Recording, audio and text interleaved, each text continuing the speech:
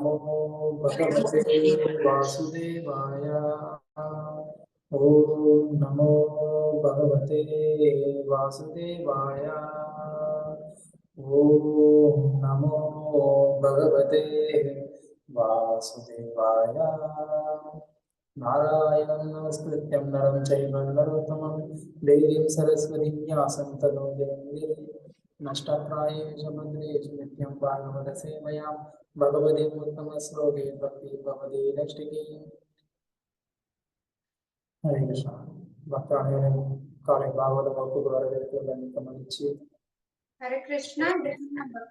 ಎಲ್ಲರಿಗೂ ಇಂದಿನ ಭಾಗವತಂ ತರಗತಿಗೆ ಬರಮಾಡ್ಕೊಳ್ಳೋದ್ರಲ್ಲಿ ತುಂಬಾ ಸಂತೋಷವಾಗ್ತಾ ಇದೆ. நேற்று மோட்சத ஏகாதசி எல்லாரும் சிறப்பாக பயன்படுத்திக்கிட்டீங்களா? ನಿನ್ನೆ ಮೋಕ್ಷದ ಏಕಾದಶಿ. ಸೊ ಎಲ್ಲರೂ ಅದನ್ನ ಸರಿಯಾದ ವಿಧದಲ್ಲಿ ಉಪಯೋಗ ಮಾಡ್ಕೊಂಡ್ರಾ ಅಂತ ಕೇಳ್ತಿದ್ದಾರೆ ಪ್ರಭುಗಳು. விழாப்புறம் எல்லாரும் நல்லா பயன்படுத்துறோம். Very good. நேற்று இங்க பகவத்கீதை 700 ஸ்லோகமும் நாங்க பாராயணம் பண்ணோம். ನಾವು ನಿನ್ನೆ ಇಲ್ಲಿ ಬಿಲಾಪುರದಲ್ಲಿ 700 ಶ್ಲೋಕಗಳನ್ನ ಪಾರಾಯಣ ಮಾಡಿದ್ವಿ.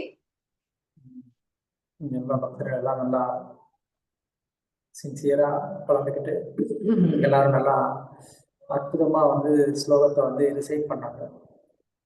ಸೊ ಇಲ್ಲಿರುವಂತ ಭಕ್ತರೆಲ್ಲರೂ ತುಂಬಾ ಸಿನ್ಸಿಯರ್ ಆಗಿ ಅದನ್ನ ಕೇಳಿ ಎಲ್ಲರೂ ತುಂಬಾ ಅದ್ಭುತವಾಗಿ ಅದನ್ನ ಪಾರಾಯಣವನ್ನ ಮಾಡಿದ್ರು. இங்க பகவத்கீதை பாராயணம் பண்ணி பில்லாப்புறவே இங்க இருக்கக்கூடிய பில்லாப்புற டிவோட்டிஸ் பியூரிஃபை பண்ணிட்டாங்க. ಸೊ ನಿನ್ನೆ ಇಲ್ಲಿ ಭಗವದ್ಗೀತಾ ಪಾರಾಯಣವನ್ನ ಮಾಡಿ ಬಿಲ್ಲಾಪುರ ಎಲ್ಲ ಪವಿತ್ರವನ್ನಾಗಿ ಮಾಡಿದ್ದಾರೆ.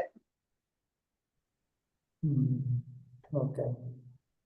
ஸோ இன்னைக்கு பாகவதம் முதல் ஸ்கந்தம் 2வது அத்தியாயம் 7வது ஸ்லோகம் பார்க்க போறோம். ಸೊ ಇಂದಿನ ಭಾಗವತದಲ್ಲಿ ಮೊದಲನೆಯ ಸ್ಕಂದ 2ನೇ ಅಧ್ಯಾಯ 7ನೇ ಶ್ಲೋಕವನ್ನ ನೋಡ್ತೀವಿ.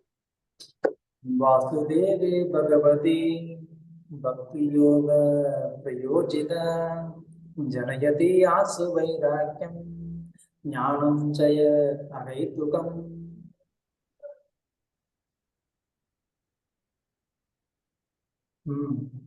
ಹರೇ ಕೃಷ್ಣ.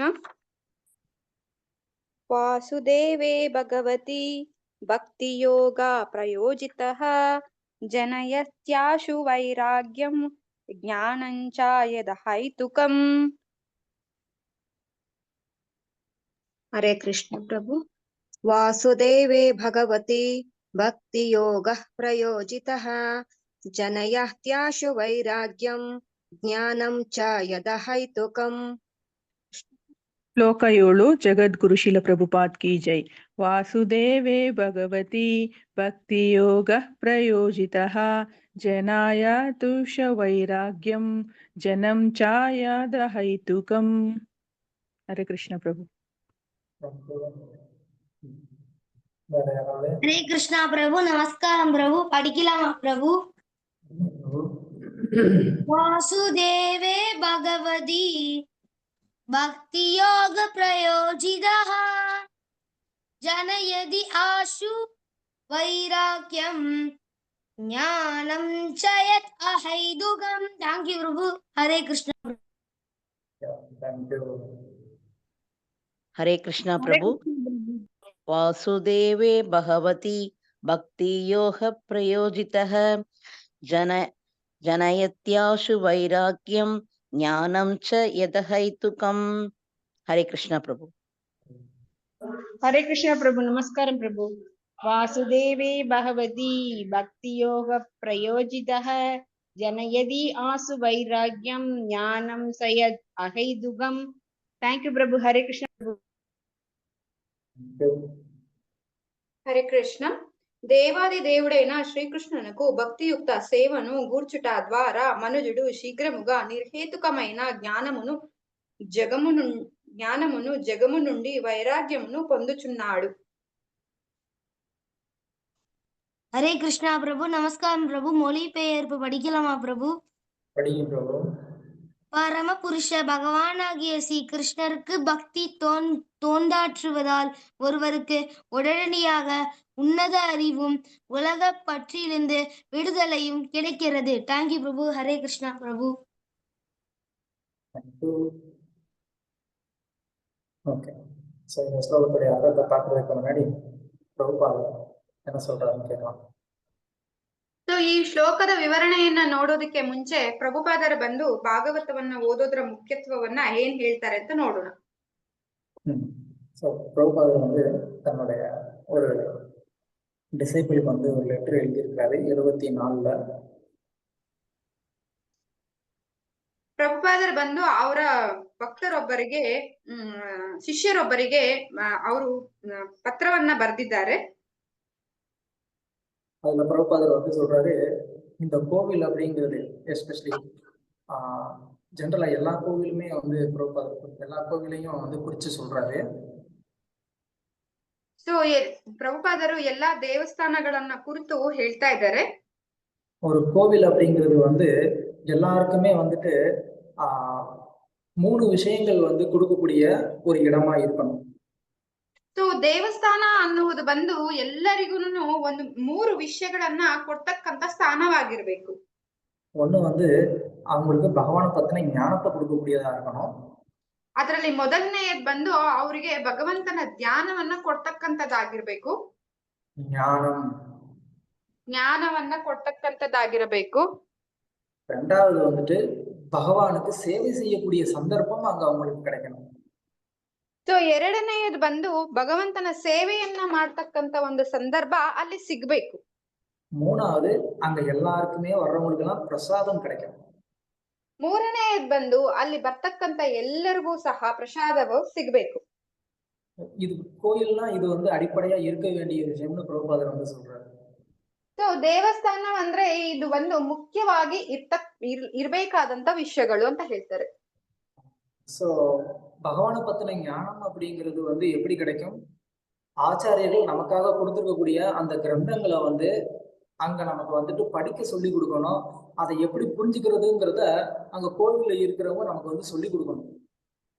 ಸೊ ಭಗವಂತನ ಬಗ್ಗೆನ ಜ್ಞಾನವನ್ನ ನಾವು ಹೇಗೆ ತಿಳ್ಕೊಳ್ಬಹುದು ಅಂತ ಅಂದ್ರೆ ಅಲ್ಲಿ ಭಗವಂತ ಕೊಟ್ಟಿರ್ತಕ್ಕಂತ ಶಾಸ್ತ್ರಗಳನ್ನ ದೇವಸ್ಥಾನದಲ್ಲಿ ಇರ್ತಕ್ಕಂಥವ್ರು ಓದಿ ನಮ್ಗೆ ತಿಳಿಸ್ಕೊಡ್ಬೇಕಾಗಿದೆ. ஆனா இன்னைக்கு இருக்கக்கூடிய சூழ்நிலையில தேவஸ்தானம் கோவில்ங்கிறது வந்து எப்படி இருக்கு? ஜஸ்ட் வந்துட்டு அது ஒரு மியூசியம் மாதிரி வந்து நடந்துட்டு இருக்கு. ಸೊ ಆದ್ರೆ ಈಗಿನ ದೇವಸ್ಥಾನಗಳ ಪರಿಸ್ಥಿತಿ ಹೇಗಿದೆ ಅಂತಂದ್ರೆ ಅದು ಬರೀ ಒಂದು ಮ್ಯೂಸಿಯಂ ತರಹ ನಡೆಸ್ತಾ ಇದ್ದಾರೆ. எப்படி நீங்க வந்து ஒரு மியூசியம்குள்ள போய் அங்க இருக்கக்கூடிய அந்த பொருட்கள் எல்லாம் நீங்க பார்க்கணும்னா ஒரு 10 ரூபாய் 20 ரூபாய் ஏதோ வந்து ஒரு காசை கட்டிட்டு நீங்க உள்ள போய் என்ன பண்ணுவீங்க? அங்க இருக்கிற பொருட்கள் எல்லாம் பார்த்துட்டு வருவீங்க. ஆச்சரியமா, ஓ இதெல்லாம் பழங்காலத்துதா அப்படின்னு சொல்லிட்டு ஆச்சரியமா பார்த்துட்டு வருவோம். ಸೊ ನಾವು ಹೇಗೆ ಒಂದು ಮ್ಯೂಸಿಯಂಗೆ ಒಳಗಡೆ ಹೋದ್ರೆ ಒಂದು 10 ರೂಪಾಯೋ 20 ರೂಪಾಯೋ ಟಿಕೆಟ್ ಅನ್ನ ಖರೀದಿ ಮಾಡಿ ಒಳಗಡೆ ಹೋಗಿ ನೋಡ್ತಾ, ಓ ಈ ತರದ್ದೆಲ್ಲಾನು ಇತ್ತ ಹಳೆ ಕಾಲದಲ್ಲಿ ಅಂತ ಹೇಳ್ಬಿಟ್ಟು ನೋಡ್ಕೊಂಡು ಆಶ್ಚರ್ಯ ಪಡ್ತೀವೋ, அவ்வளவுதான். அங்க இருந்து நமக்கு வந்துட்டு அந்த காலத்துடைய கலாச்சாரம் என்ன, அவங்க நமக்காக வந்து கஷ்டப்பட்டு கொடுத்துட்டு போன விஷயம் என்ன, எதை பத்தின ஞானமும் அங்க நமக்கு கொடுக்க மாட்டாங்க. அங்க வந்து ஜஸ்ட் நமக்கு டிக்கெட் கொடுப்பாங்க, உள்ள போய் எதையும் தொடாத பார்த்துட்டு அப்படியே வெளியில போயிரு, அவ்வளவுதான். அவங்களுக்கு நமக்கு இடையில இருக்கக்கூடிய சம்பந்தமே அவ்வளவுதான்.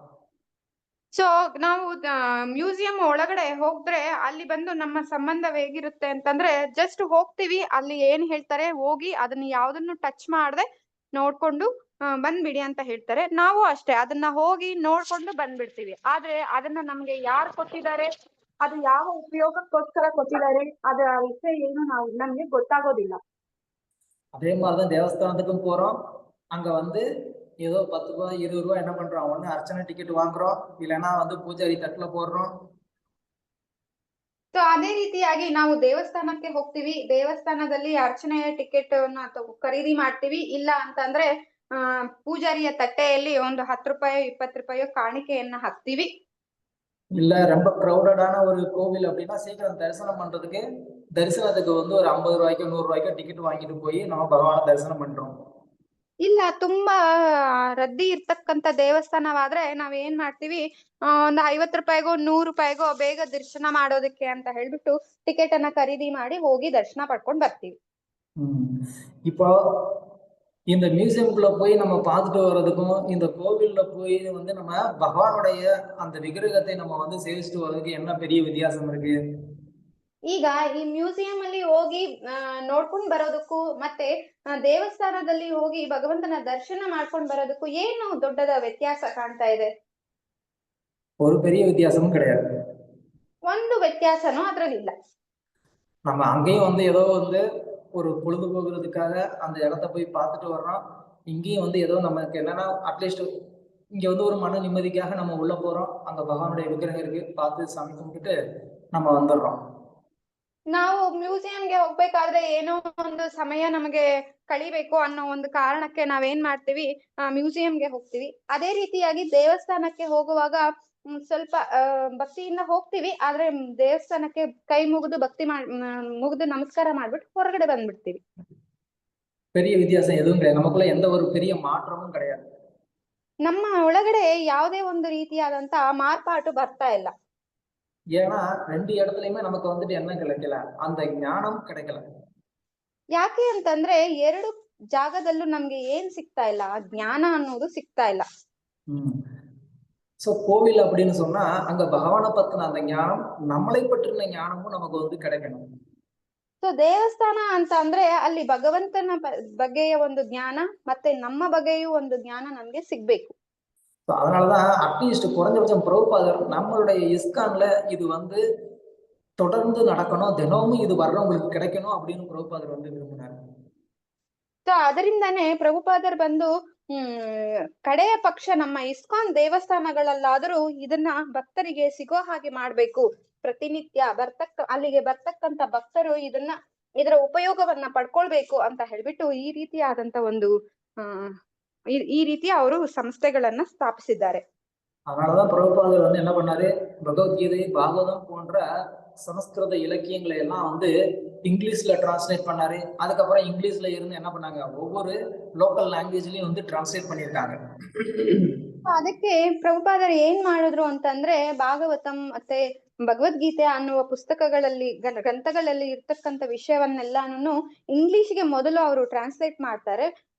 ಅನಂತರ ಬಂದು ಅದನ್ನೆಲ್ಲಾನು ಬೇರೆ ಬೇರೆ ಲ್ಯಾಂಗ್ವೇಜ್ಗೆ, ಭಾಷೆಗಳಿಗೆ ತಕ್ಕ ಹಾಗೆ ಅದನ್ನ ಟ್ರಾನ್ಸ್ಲೇಟ್ ಮಾಡಿ ಕೊಡ್ತಾರೆ.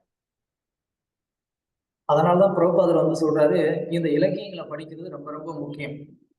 ಅದಕ್ಕೆ ಪ್ರಭುಪಾದರು ಹೇಳ್ತಾರೆ, ಈ ಶಾಸ್ತ್ರಗಳನ್ನ ಓದುವಂತದ್ದು ತುಂಬಾ ತುಂಬಾ ಮುಖ್ಯವಾದಂತದ್ದು. சோ எப்போ நம்ம இந்த இலக்கியங்களை படிக்கிறோமோ அப்போ நம்மளுடைய எல்லா சந்தேகங்களும் டபுக்குள்ள போகும். ಸೊ ಯಾವಾಗ ನಾವು ಈ ಗ್ರಂಥಗಳನ್ನ ಓದ್ತೀವೋ ಆಗ ನಮ್ಗೆ ಇರ್ತಕ್ಕಂತ ಎಲ್ಲಾ ಸಂದೇಹಗಳು ಹೋಗುತ್ತೆ. அப்படி நமக்கு ஒருவேளை படிச்சு நமக்கு சந்தேகம் போகலாட்டினா கூட அதுக்காக பிரபுபாதர் என்ன பண்ணிருக்கிறாரு, தினமும் காலையில பாகவதம் கிளாஸ், நைட் வந்து பகவத்கீதா கிளாஸ் அப்படின்னு சொல்லி ஒரு சிஸ்டம் வந்து கொடுத்திருக்கிறாரு. ಸೊ ಈ ರೀತಿ ಓದನು ನಮ್ಗೆ ಅರ್ಥ ಆಗ್ತಾ ಇಲ್ಲ ಅಂತ ಅಂದ್ರೆ ಪ್ರಭುಪಾದರು ಏನ್ ಮಾಡಿದ್ದಾರೆ ಅಂತಂದ್ರೆ, ದೇವಸ್ಥಾನಗಳಲ್ಲಿ ಬೆಳಗ್ಗೆ ಭಾಗವತಂ ತರಗತಿ ಇರುತ್ತೆ, ಮತ್ತೆ ರಾತ್ರಿ ಭಗವದ್ಗೀತೆ ತರಗತಿಗಳು ಮಾಡಿದ್ದಾರೆ. அது மட்டும் இல்லாம ரொம்ப முக்கியமா கோயிலுக்குள்ள வர்றவங்க எல்லாருக்குமே வந்து பிரசாதமும் கொடுக்குறோம். ಸೊ ಅದು ಮಾತ್ರವಿಲ್ಲದೆ ತುಂಬಾ ಮುಖ್ಯವಾಗಿ ದೇವಸ್ಥಾನದ ಒಳಗಡೆ ಯಾರೆಲ್ಲ ಬರ್ತಾರೋ ಅವರಿಗೆ ಪ್ರಸಾದವನ್ನ ವಿತರಣೆ ಮಾಡ್ತೀವಿ. இப்ப இருக்கிற கோவில்ல நம்ம போனோம்னா நமக்கு அந்த மாதிரி பிரಸಾதமும் கிடைக்கிறது ಇಲ್ಲ. ಸೊ ಈಗಿರ್ತಕ್ಕಂಥ ದೇವಸ್ಥಾನಗಳಿಗೆ ಹೋಗಿದೀವಿ ನಾವು ಅಂತಂದ್ರೆ ಈ ರೀತಿಯಾಗಿ ನಮ್ಗೆ ಪ್ರಸಾದವೂ ಸಹ ಅಲ್ಲಿ ಸಿಗೋದಿಲ್ಲ. சோ நமக்கு கோவில் அப்படிங்கிறது இருக்கிறதுக்கான முக்கியமான 3 காரணம். ஒண்ணு, பகவானை பத்தின ஞானம் கிடைக்கணும், அப்புறம் பகவானுக்கான சர்வீஸ் கிடைக்கணும், அதுக்கப்புறம் பகவானுடைய பிரசாதம் கிடைக்கணும். அதுதான் பிரபுபாதர் இங்க நமக்கு சொல்றாரு. ಸೊ ನಮ್ಗೆ ದೇವಸ್ಥಾನಗಳು ಇರ್ಲಿಕ್ಕೆ ಮುಖ್ಯವಾದಂತ 3 ಕಾರಣಗಳೇನು ಅಂತಂದ್ರೆ, ಒಂದು ಭಗವಂತನ ಜ್ಞಾನ ಪಡ್ಕೊಳ್ಳೋದಕ್ಕೆ, ಮತ್ತೊಂದು ಸೇವೆಯನ್ನ ಮಾಡೋದಕ್ಕೆ, ಮತ್ತೆ ಪ್ರಸಾದವನ್ನ ವಿತರಣೆ ಮಾಡೋದಕ್ಕೆ. பகவானை பத்தின அந்த ஞானம் நமக்கு வந்து கிடைக்கும் போதுதான் நம்மளால என்ன பண்ண முடியும், இங்க இந்த ஸ்லோகத்துல சொல்லியிருக்கிற மாதிரி நமக்கு அந்த ஞானமும் வைராக்கியமும் நமக்கு கிடைக்கும்.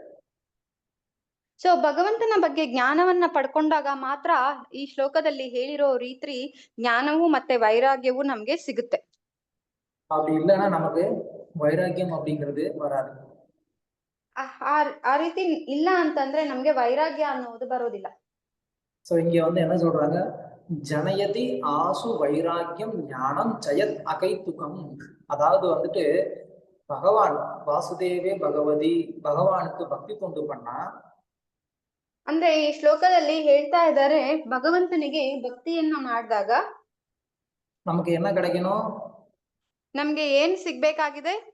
எனக்கு கார் வேணும், பங்களா வேணும், எனக்கு வந்து எந்த கஷ்டமும் வரக்கூடாது, இதெல்லாம் நமக்கு வேணும்.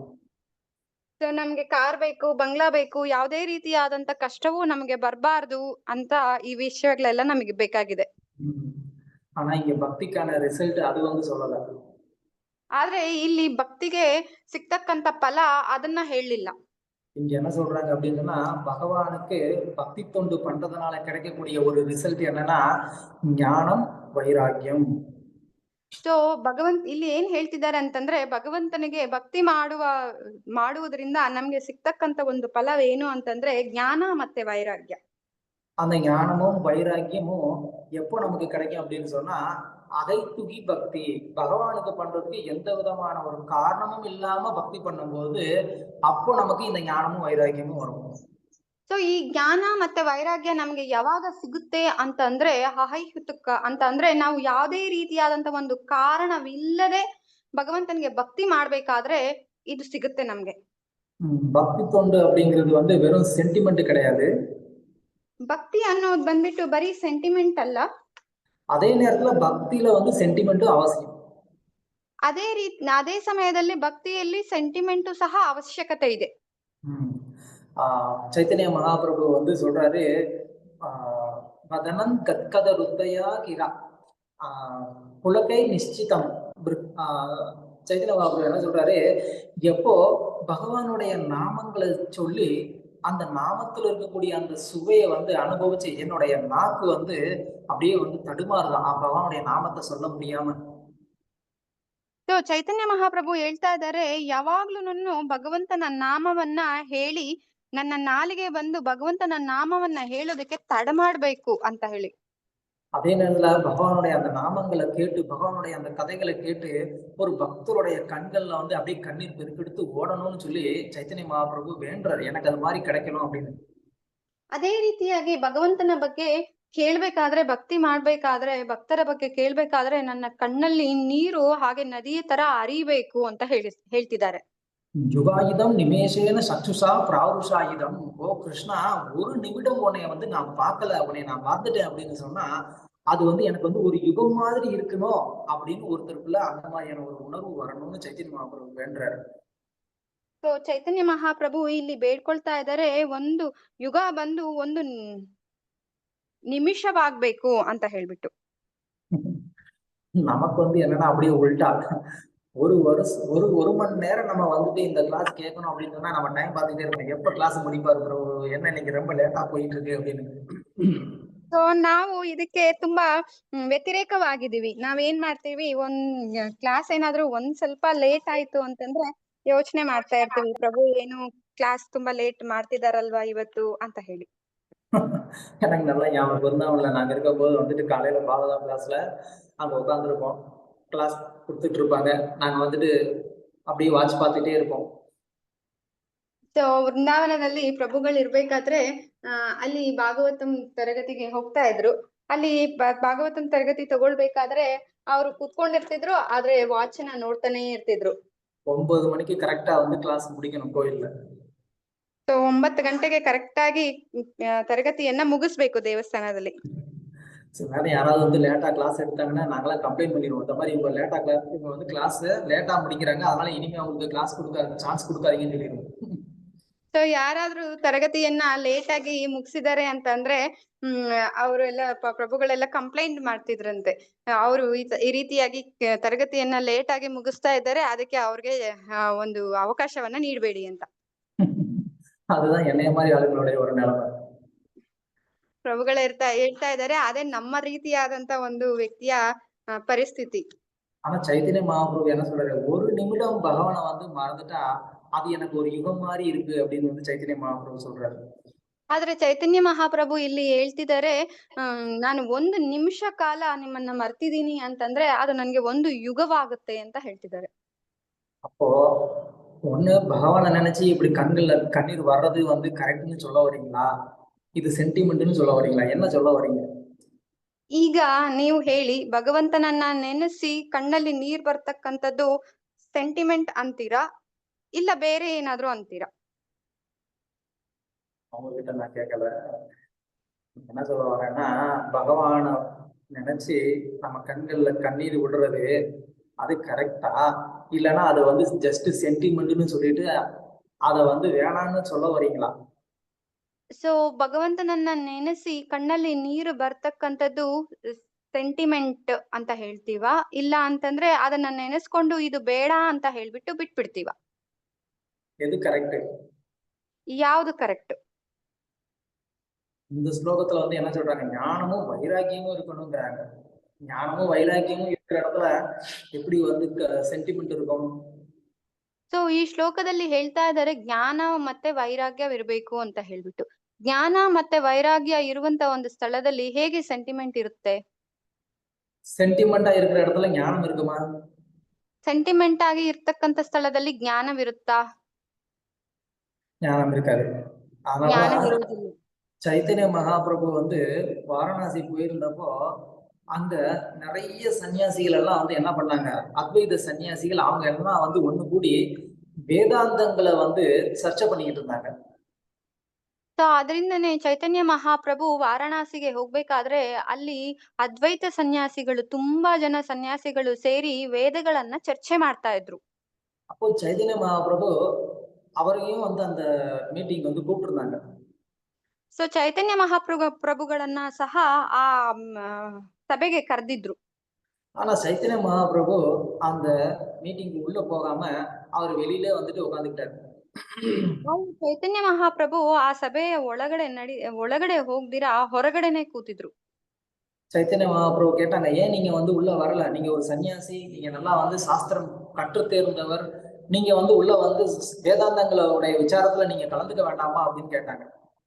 ಸೊ ಚೈತನ್ಯ ಮಹಾಪ್ರಭುಗಳನ್ನ ಕೇಳ್ತಾ ಇದ್ದಾರೆ, ಯಾಕೆ ನೀವು ಒಳಗಡೆ ಬಂದಿಲ್ಲ? ನೀವು ಶಾಸ್ತ್ರಗಳನ್ನ ವೇದಾಂತಗಳನ್ನ ತಿಳಿದಿರ್ತಕ್ಕಂಥವ್ರು, ನೀವು ಬಂದು ಯಾಕೆ ಇದರಲ್ಲಿ ಬಂದು ಭಾಗವಹಿಸ್ತಾ ಇಲ್ಲ ಅಂತ ಕೇಳ್ತಾರೆ. அப்ப சைத்தன்ய மகாபிரபு சொன்னாரு, இல்ல என்னுடைய குரு வந்து என்ன சொன்னார்னா, நான் ஒரு முட்டாள்னு சொல்லியிருக்காரு. ಆದ್ರೆ ಚೈತನ್ಯ ಮಹಾಪ್ರಭು ಹೇಳ್ತಾರೆ, ನನ್ನ ಗುರು ಹೇಳಿದ್ದಾರೆ ನನ್ಗೆ ಒಬ್ಬ ಮುಟ್ಟಾಳ್ ಅಂತ, ನೀನೊಬ್ಬ ಮುಟ್ಟಾಳ್ ಅಂತ ಹೇಳ್ಬಿಟ್ಟು. உனக்கு இந்த சாஸ்திர விசாரங்கள்லாம் உனக்கு புரியாது. ಸೊ ನಿನಗೆ ಈ ಶಾಸ್ತ್ರಗಳ ವಿಚಾರವೆಲ್ಲ ನಿನ್ಗೆ ಅರ್ಥ ಆಗೋದಿಲ್ಲ. நீ ஜஸ்ட் பகவானோட நாமத்தை ஜெபம் பண்ணு போதும் அப்படின்னு சொல்லிட்டாருன்னு சைத்தன்ய மகாபிரபு சொன்னாரு. ಸೊ ನೀನು ಜಸ್ಟ್ ಭಗವಂತನ ನಾಮವನ್ನ ಸ್ಮರಣೆ ಮಾಡ್ತಾ ಇರು ಸಾಕು ಅಂತ ಹೇಳ್ಬಿಟ್ಟು ಚೈತನ್ಯ ಮಹಾಪ್ರಭುಗಳು ಹೇಳ್ತಾ ಇದ್ದಾರೆ. சைத்தன்ய மகாபிரபு அவர் சந்நியாசம் எடுத்துக்கிறதுக்கு முன்னாடி வரைக்கும் அவர் வந்து நியாய சாஸ்திரத்துல மிகப்பெரிய பண்டிதர். ಚೈತನ್ಯ ಮಹಾಪ್ರಭು ಬಂದು ಸನ್ಯಾಸವನ್ನ ಸ್ವೀಕಾರ ಮಾಡೋದಕ್ಕೆ ಮುಂಚೆವರೆಗೂ ಅವರು ನ್ಯಾಯಶಾಸ್ತ್ರದಲ್ಲಿ ತುಂಬಾ ದೊಡ್ಡ ಪಂಡಿತರಾಗಿದ್ರು. அவர் மிகப்பெரிய பண்டிதர்களோடலாம் வாதம் செஞ்சு அவங்களே தோக்கடிச்சிருக்கிறாரு. ಸೊ ಅವರು ದೊಡ್ಡ ದೊಡ್ಡ ಪಂಡಿತರ ಜೊತೆ ಎಲ್ಲ ವಾದ ಮಾಡಿ ಅವರನ್ನ ಸೋಲ್ಸಿದ್ದಾರೆ. ஆனா சைத்தன்ய மகாபிரபு இங்க சொல்றாரு, எனக்கு எந்த விதமான ஞானமும் இல்ல, அதனால என்னுடைய குரு வந்து என்னை ஜஸ்ட் ஹரிநாமம் ஜெபம் பண்ண போதும்னு சொல்லிட்டாருன்னு சொல்றாரு. ಆದ್ರೆ ಚೈತನ್ಯ ಮಹಾಪ್ರಭು ಇಲ್ಲಿ ಹೇಳ್ತಾ ಇದ್ದಾರೆ, ನನಗೆ ಯಾವುದೇ ರೀತಿಯಾದಂತ ಒಂದು ಜ್ಞಾನವೂ ಇಲ್ಲ, ನನ್ನ ಗುರುಗಳು ಹೇಳಿದ್ದಾರೆ ನನಗೆ ನೀನು ಬರೀ ಹರಿನಾಮವನ್ನ ಜಪ ಮಾಡು ಸಾಕು ಅಂತ ಹೇಳಿ. சோ சைத்தன்ய மகாபிரபு என்னதான் சாஸ்திரங்களை படிச்சிருந்தா கூட அவர் வந்து என்ன பண்றாரு, பகவானுடைய நாமத்தை சொல்லி என் கண்கள்ல எப்ப கண்ணீர் வரும்னு கேக்குறாரு. ಸೊ ಚೈತನ್ಯ ಮಹಾಪ್ರಭುಗಳು ಎಷ್ಟು ಶಾಸ್ತ್ರಗಳನ್ನ ಓದಿದ್ರು ಸಹ ಅವ್ರು ಹೇಳ್ತಿದ್ದಾರೆ, ಭಗವಂತನ ನಾಮವನ್ನ ಸ್ಮರಣೆ ಮಾಡ್ಬೇಕಾದ್ರೆ ನನ್ನ ಕಣ್ಣಲ್ಲಿ ನೀರ್ ಬರ್ಬೇಕು ಅಂತ ಹೇಳಿ. அப்பனா இப்ப வைராக்கியமா இருக்கிறது கரெக்டா, இல்லன்னா வந்துட்டு சென்டிமெண்டா இருக்கிறது கரெக்டா, ஞானத்தோட இருக்கிறது கரெக்டா, ஞானம் இல்லாம இருக்கிறது கரெக்டா? ಹಾಗಾದ್ರೆ ಇಲ್ಲಿ ವೈರಾಗ್ಯದಲ್ಲಿ ಇರ್ತಕ್ಕಂಥದ್ದು ಕರೆಕ್ಟಾ, ಇಲ್ಲ ಸೆಂಟಿಮೆಂಟಲ್ ಇರ್ತಕ್ಕಂಥದ್ದು ಕರೆಕ್ಟಾ, ಜ್ಞಾನದಲ್ಲಿ ಇರ್ತಕ್ಕಂಥದ್ದು ಕರೆಕ್ಟಾ, ಜ್ಞಾನವಿಲ್ಲದೆ ಇರ್ತಕ್ಕಂಥದ್ದು ಕರೆಕ್ಟಾ? சொல்லுங்க, ಹೇಳಿ எது கரெக்ட் சொல்லுங்க. ಯಾವ್ದು ಕರೆಕ್ಟ್?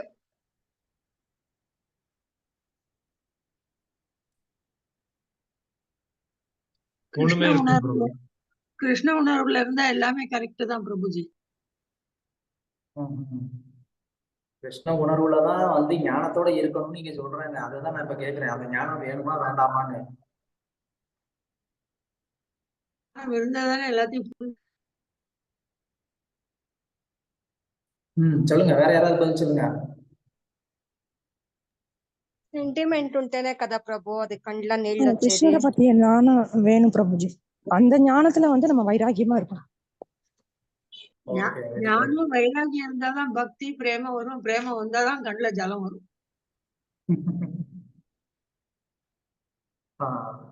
ஓகே,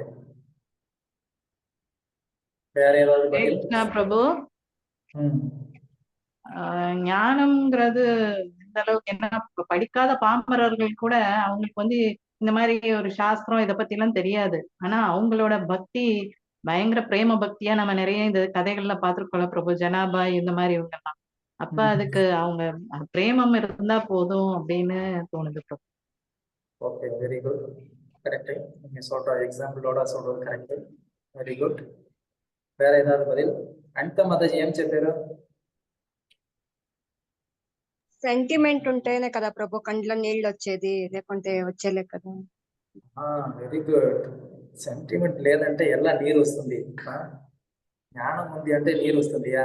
సెంటిమెంట్ ఉంది అంటే నీరు వస్తుంది. Very good, correct. వేరే ఎవరైనా ఏమైనా பதில் చెప్తారా? இந்த சென்டிமெண்ட் வரத்துக்கு ஞானம் இல்லாம சென்டிமெண்ட் எப்படி பிரபுஜி வரும்? அந்த ஞானம் வேண்டாமா? ஞானம் இருந்தா தானே அந்த சென்டிமெண்ட் என்னங்கிறத நம்ம புரிஞ்சுக்க முடியும். புரியாம எப்படி கண்ணு வரும்? Yes yes, very good. Okay, இப்போ ஞானமா சென்டிமெண்டா நமக்கு ஒரு காம்படிஷன் ஆயிடுச்சு. சரி பண்ணுங்க. ಇಪ್ಪ ಇಂದು ಈಗ ಜ್ಞಾನನ ಸೆಂಟಿಮೆಂಟ ಅಂತ ನಮ್ಗೆ ಈಗ ಇದು ಕಾಂಪಿಟೇಷನ್ ಆಗಿದೆ. முத ஞானம்னா என்ன, சென்டிமெண்ட்னா என்னன்னு நம்ம தெரிஞ்சுக்கணும். ಸೊ ಮೊದಲು ನಾವು ಸೆಂಟಿಮೆಂಟ್ ಅಂದ್ರೆ ಏನು, ಜ್ಞಾನ ಅಂದ್ರೆ ಏನು ಅಂತ ಅರ್ಥ ಮಾಡ್ಕೊಳ್ಬೇಕು. சென்டிமெண்ட்னா உணர்ச்சி பூர்வமா இருக்கிறது. சென்டிமெண்ட் சொல்லிக்க கூடாது. இது உணர்ச்சி பூர்வமா இருக்கிறதுக்கு என்னது கன்னடத்துல? உணர்ச்சி வசப்படுறதுன்னு சொல்லுவோம் இல்லையா?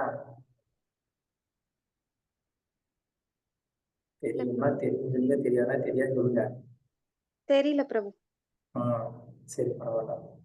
சோ அதாவது பொதுவா உணர்ச்சி வசப்படுறது அப்படிங்கிறது வந்து மனிதனுடைய ஒரு நேச்சர். ஒரு மனிதன் இல்ல, எந்த ஒரு ஜீவராசியா இருந்தாலும் அந்த உணர்ச்சி அப்படிங்கிறது இருக்கதான் செய்யும். ஏன்னா அதுதான் உயிருடைய ஒரு அடையாளம். ಸೊ ಮೊದಲು ಸೆಂಟಿಮೆಂಟ್ ಆಗಿ ಇರತಕ್ಕಂಥದ್ದು ಬಂದು ಒಂದು ಜೀವಿಯಲ್ಲಿ ಇರ್ತಕ್ಕಂಥದ್ದು. அது இல்லைன்னா அது வந்து ஒரு உயிரோட இருக்குன்னே சொல்ல முடியாது. ಸೊ ಅದು ಇಲ್ಲ ಅಂತಂದ್ರೆ ಆ ಜೀವನ ಪ್ರಾಣವಿದೆ ಅಂತ ಹೇಳಕ್ ಆಗೋದಿಲ್ಲ. சோ அதனால இந்த உணர்ச்சி அப்படிங்கிறது வந்து எல்லா ஜீவராசிலையுமே இருக்கு. ಸೊ ಇದು ಬಂದು ಎಲ್ಲಾ ಜೀವರಾಶಿಗಳಲ್ಲೂ ಇದೆ. இப்போ ஒரு பட்சி இருக்கு, ஒரு பறவை இருக்கு. அந்த பறவை அப்பதான் வந்து குஞ்சு பொரிச்சிருக்கு. ಸೊ ಒಂದು ಪಕ್ಷಿ ಇದೆ, ಆ ಪಕ್ಷಿಗೆ ಅವಾಗ ಮಗು ಆಗಿದೆ. அத போய் நம்ம வந்து அந்த தாய் கிட்ட இருந்து எடுக்கணும்னு நம்ம முயற்சி பண்ணா அந்த தாய் அதுக்கு அலோ பண்ணுமா? ನಾವು ಆಗ ಆ ಮಗುವನ್ನ ಕಳ್ತನ ಮಾಡ್ಬೇಕು ಅದರಿಂದ ಅಂತಂದ್ರೆ ಅದು ತಾಯಿ ಬಂದು ಅದಕ್ಕೆ ನಮ್ಮನ್ನ ಅಲೋ ಮಾಡುತ್ತಾ? பண்ணாது. ஏன்னா அது என்னுடைய குழந்தை, அவங்கள நான் காப்பாற்றணும் அப்படின்ற அந்த ஒரு உணர்ச்சியும் அந்த ஞானமும் அந்த பறவைக்கு இயல்பாவே உண்டு. ಅದು ಬಿಡೋದಿಲ್ಲ ಈ ರೀತಿ ಮಾಡೋದಕ್ಕೆ. ಯಾಕೆ ಅಂತಂದ್ರೆ ಅದು ತನ್ನ ಮಗು ತಾನು ಅದನ್ನ ಕಾಪಾಡ್ಬೇಕು ಅಂತ ಹೇಳುತ್ತೆ, ಅದಕ್ಕೆ ಅದು ಬಿಡೋದಿಲ್ಲ. அது வந்து உணர்ச்சி வசப்படக்கூடாது, உணர்ச்சி எல்லாம் வந்து இருக்கக்கூடாது அப்படின்னு சொல்லிட்டு அந்த பறவை வந்து அந்த நேரத்துல அமைதியா இருக்குமா? ಸೊ ನಾನು ತುಂಬಾ ಸೆಂಟಿಮೆಂಟ್ ಆಗಿ ಇರಬಾರ್ದು ಅಂತ ಹೇಳ್ಬಿಟ್ಟು ಅದು ಆ ಸಮಯದಲ್ಲಿ ಸುಮ್ನೆ ಇರುತ್ತಾ? அந்த பறவை அது மாதிரி இருக்க, ஏன்னா அதுக்கு உணர்ச்சி இருக்கு. ಯಾಕೆ ಅಂತಂದ್ರೆ ಅದಕ್ಕೆ ಸೆಂಟಿಮೆಂಟ್ ಇದೆ, ಅದು ಆ ರೀತಿಯಾಗಿರೋದಿಲ್ಲ. ஆனா அந்த பறவைக்கு இருக்கக்கூடிய இயல்பான ஒரு ஞானம் அப்படிங்கிறது ஒரு லிமிட் தான். அதை தாண்டி அந்த பறவைக்கு என்ன பண்ண முடியாது, யோசிக்க முடியாது. ಆ ಪಕ್ಷಿಗೆ ಇರ್ತಕ್ಕಂಥ ಜ್ಞಾನ ಒಂದು ಹಂತ ತಕ್ಕ ಮಾತ್ರ ಇರುತ್ತೆ, ಅದನ್ನ ಮೀರಿ ಅದಕ್ಕೆ ಜ್ಞಾನವಿರೋದಿಲ್ಲ. ஆனா மனிதன் அப்படிங்கிறவனுக்கு வந்துட்டு என்னன்னா, அவனுக்கு அந்த பட்சியை விட இன்னும் ஞானம் கொஞ்சம் உயர்ந்த நிலையில இருக்கு. ಆದ್ರೆ ಮನುಷ್ಯನಿಗೆ ಬಂದು ಆ ಜ್ಞಾನ ಅನ್ನುವುದು ಆ ಪಕ್ಷಿಗಿಂತೂ ಇನ್ನೂ ಸ್ವಲ್ಪ ಜಾಸ್ತಿ ಇದೆ. அந்த ஞானத்தினால அவன் வந்து என்ன பண்ண முடியும், தன்னுடைய அந்த உணர்ச்சிகளை வந்து எந்த இடத்துல எவ்வளவு வெளிப்படுத்தணும் அப்படிங்கிறது அவனுக்கு தெரியும். ಸೊ ಈ ಜ್ಞಾನವನ್ನ ಉಪಯೋಗಿಸಿ ಎಲ್ಲಿ ಹೇಗೆ ತಾನು ಪರಿವರ್ತನೆ ಮಾಡ್ಬೇಕು ಅಂತ ಹೇಳ್ಬಿಟ್ಟು ಅವ್ರಿಗೆ ಗೊತ್ತಿರುತ್ತೆ. அதே நேரத்துல அந்த உணர்ச்சிய ஒருத்தனால வந்து பொய்யா நடிக்கவும் முடியும் மனுஷனால. ಮನುಷ್ಯನ ಕೈಯಲ್ಲಿ ಅದು ಸುಳ್ಳಾಗಿ ನಟನೆ ಮಾಡೋದಕ್ಕೂ ಸಹ ಬರುತ್ತೆ. ஏன்னா அவனுடைய ஞானம் அந்த மாதிரி. ಯಾಕೆ ಅಂದ್ರೆ ಅವರ ಜ್ಞಾನವ ಆ ರೀತಿ ಇದೆ. சோ மனுஷனுக்கு அந்த ஞானம் இருக்கிறதுனால அவனால என்ன பண்ண முடியும், அந்த உணர்ச்சிகளை வந்து பொய்யா கூட வெளிப்படுத்த முடியும். ಸೊ ಮನುಷ್ಯನಿಗೆ ಈ ವಿಷಯಗಳು ಗೊತ್ತಿರೋದ್ರಿಂದ ಅವರು ಆ ವಿಷಯಗಳನ್ನ ಸುಳ್ಳಾಗಿನೂ ಸಹ ಹೇಳೋದಕ್ಕೆ ಸಾಧ್ಯವಾಗುತ್ತೆ. ஆனா பிராணிகளுக்கு வந்துட்டு தன்னுடைய ஃபீலிங்ஸை வந்து பொய்யா வெளிப்படுத்த தெரியாது. ಆದ್ರೆ ಪ್ರಾಣಿಗಳಿಗೆ ಬಂದ್ಬಿಟ್ಟು ಈ ರೀತಿಯಾಗಿ ಸುಳ್ಳಾಗಿ ಹೇಳೋದು ಗೊತ್ತಿಲ್ಲ. அதே நேரத்துல மனுஷனால என்ன பண்ண முடியும், தன்னுடைய உணர்ச்சிகளை கட்டுப்படுத்தணும்னா கட்டுப்படுத்திக்கவும் முடியும். ಅದೇ ಸಮಯದಲ್ಲಿ ಮನುಷ್ಯನ ಕೈಯಲ್ಲಿ ಎಲ್ಲಾ ವಿಷಯಗಳನ್ನು ಕಟ್ಟುಪಾಟಲ್ಲಿ ಇಟ್ಕೊಳ್ಳೋದಕ್ಕೂ ಸಾಧ್ಯವಾಗುತ್ತೆ. ஆனா அது பிராணிகளுக்கு ಅದನ್ನ செய்ய முடியாது. ಆದ್ರೆ ಪ್ರಾಣಿಗಳ ಕೈಯಲ್ಲಿ ಅದನ್ನ ಮಾಡೋದಕ್ಕೆ ಸಾಧ್ಯವಾಗೋದಿಲ್ಲ. அதனால இங்க வந்து ஒரு மனிதன் வந்து என்ன பண்றான்னா, தான் சென்டிமெண்டா இருக்கிற மாதிரி பல நேரங்கள்ல நடிக்கிறான். ಆದ್ರೆ ಇಲ್ಲಿ ಮನುಷ್ಯ ಏನ್ ಮಾಡ್ತಾನೆ ಅಂತಂದ್ರೆ, ಅವರು ಸೆಂಟಿಮೆಂಟ್ ಆಗಿ ಇರೋ ರೀತಿಯಾಗಿ ತುಂಬಾ ಸಮಯಗಳಲ್ಲಿ ನಟನೆ ಮಾಡ್ತಾರೆ. இல்ல அப்படின்னா அவன் எந்த இடத்துல நான் ப்ராப்பரா நான் வந்துட்டு அந்த ஒரு அன்பை நான் வெளிப்படுத்துறேன், அந்த உணர்ச்சியை நான் வெளிப்படுத்துறேங்கிற அந்த ஞானத்தையும் அவன் வந்து சரியா அடையாம கூட இருக்கலாம். என்ன புரியல பிரபு. மனுஷனுக்கு சில நேரங்கள்ல அவன் எந்த மாதிரியான ஒரு உணர்ச்சிகளை வெளிப்படுத்துறான்ற அந்த ஞானமும் அவனுக்கு இல்லாம இருக்கலாம். ಮನುಷ್ಯನಿಗೆ ಕೆಲವೊಂದು ಸಮಯದಲ್ಲಿ ತಾನು ಯಾವ ರೀತಿಯಾಗಿ ಪರಿವರ್ತನೆ ಮಾಡ್ಬೇಕು ಅನ್ನೋ ಒಂದು ಜ್ಞಾನವೂ ಸಹ ಇಲ್ದೇನೂ ಇರ್ಬೋದು ಅವರಿಗೆ. சோ நம்ம கிட்ட இப்ப இருக்கக்கூடிய ஒரு குறை என்ன அப்படின்னு சொன்னா, நமக்கு இந்த உணர்வுகளை எங்க நான் வெளிப்படுத்துறேன், அந்த உணர்வு சரியான விதத்துலதான் நான் வெளிப்படுத்துறேன்னா அப்படின்ற அந்த ஞானம் நம்ம கிட்ட இல்லை. ಸೊ ನಮಗೆ ನಾವು ಇದನ್ನ ಸರಿಯಾದ ಸಮಯದಲ್ಲಿ ತೋರಿಸ್ತಾ ಇದೀವಾ ಇಲ್ವಾ ಅನ್ನೋ ಒಂದು ಜ್ಞಾನ ನಮ್ಮಲ್ಲಿ ಇಲ್ಲ. சோ இந்த உணர்ச்சிகளை வந்து, அதாவது எஸ்பெஷலி எந்த ஒரு உறவா இருக்கட்டும், அந்த உறவு ஒரு அம்மா பையன் யாரோ ஒருத்தவங்க, அவங்களுக்குள்ள வந்து அந்த ஒரு பாசம் உண்மையிலேயே அது இருக்கா இல்ல அப்படின்னு சொன்னா, அது வந்து ஒரு காரணத்தின் அடிப்படையில, ஏதோ ஒரு எதிர்பார்ப்பின் அடிப்படையில அந்த ஒரு பாசம் இருக்கா அப்படிங்கிறது முதல்ல நம்ம செக் பண்ணணும். ಸೊ ನಾವು ಯಾವುದೇ ರೀತಿಯಾದಂತ ಒಂದು ಸಂಬಂಧದಲ್ಲಿ ಸಂಬಂಧಗಳು ಬಂದು ನಮಗೆ ನಿಜವಾಗ್ಲಿಯೂ ಇದೆಯಾ ಇಲ್ಲ ಅಂದ್ರೆ ಏನೋ ಒಂದು ಬಯಸ್ತಾ ನಾವು ಅವರ ಮೇಲೆ ಪ್ರೀತಿ ವಿಶ್ವಾಸವನ್ನ ತೋರಿಸ್ತಾ ಇದೀವಾ ಅನ್ನೋದನ್ನ ನಾವು ಪರಿಶೀಲನೆ ಮಾಡ್ಬೇಕು. உண்மையிலேயே ஒருத்தர் மேல அன்பு இருக்கு அப்படின்னு சொன்னா, அந்த அன்பானது வந்து எந்த ஒரு காரணமும் இல்லாம அவருக்கு மேல அந்த அன்பு வரும். ನಿಜವಾಗ್ಲಿಯೂ ನಮಗೆ ಒಬ್ಬರ ಮೇಲೆ ಪ್ರೀತಿ ಇದೆ ಅಂತ ಅಂದ್ರೆ ಅವರ ಮೇಲೆ ನಮಗೆ ಯಾವುದೇ ರೀತಿಯಾದಂತ ಕಾರಣವಿಲ್ಲದೆ ನಮಗೆ ಅವ್ರ ಮೇಲೆ ಪ್ರೀತಿ ಇರಬೇಕು. அந்த அன்புக்கு வந்து எந்த ஒரு தடையுமே விதிக்க முடியாது. ಸೊ ಆ ಪ್ರೀತಿಗೆ ಬಂದು ಯಾವುದೇ ರೀತಿಯಾದಂತ ಅಡ್ಡ ಹಾಕೋದಕ್ಕಾಗೋದಿಲ್ಲ. அந்த மாதிரியான ஒரு அன்புதான் சரியான ஒரு அன்பு. ಆ ರೀತಿಯಾದಂತ ಒಂದು ಪ್ರೀತಿಯೇ ಸರಿಯಾದ ಒಂದು ಪ್ರೀತಿ.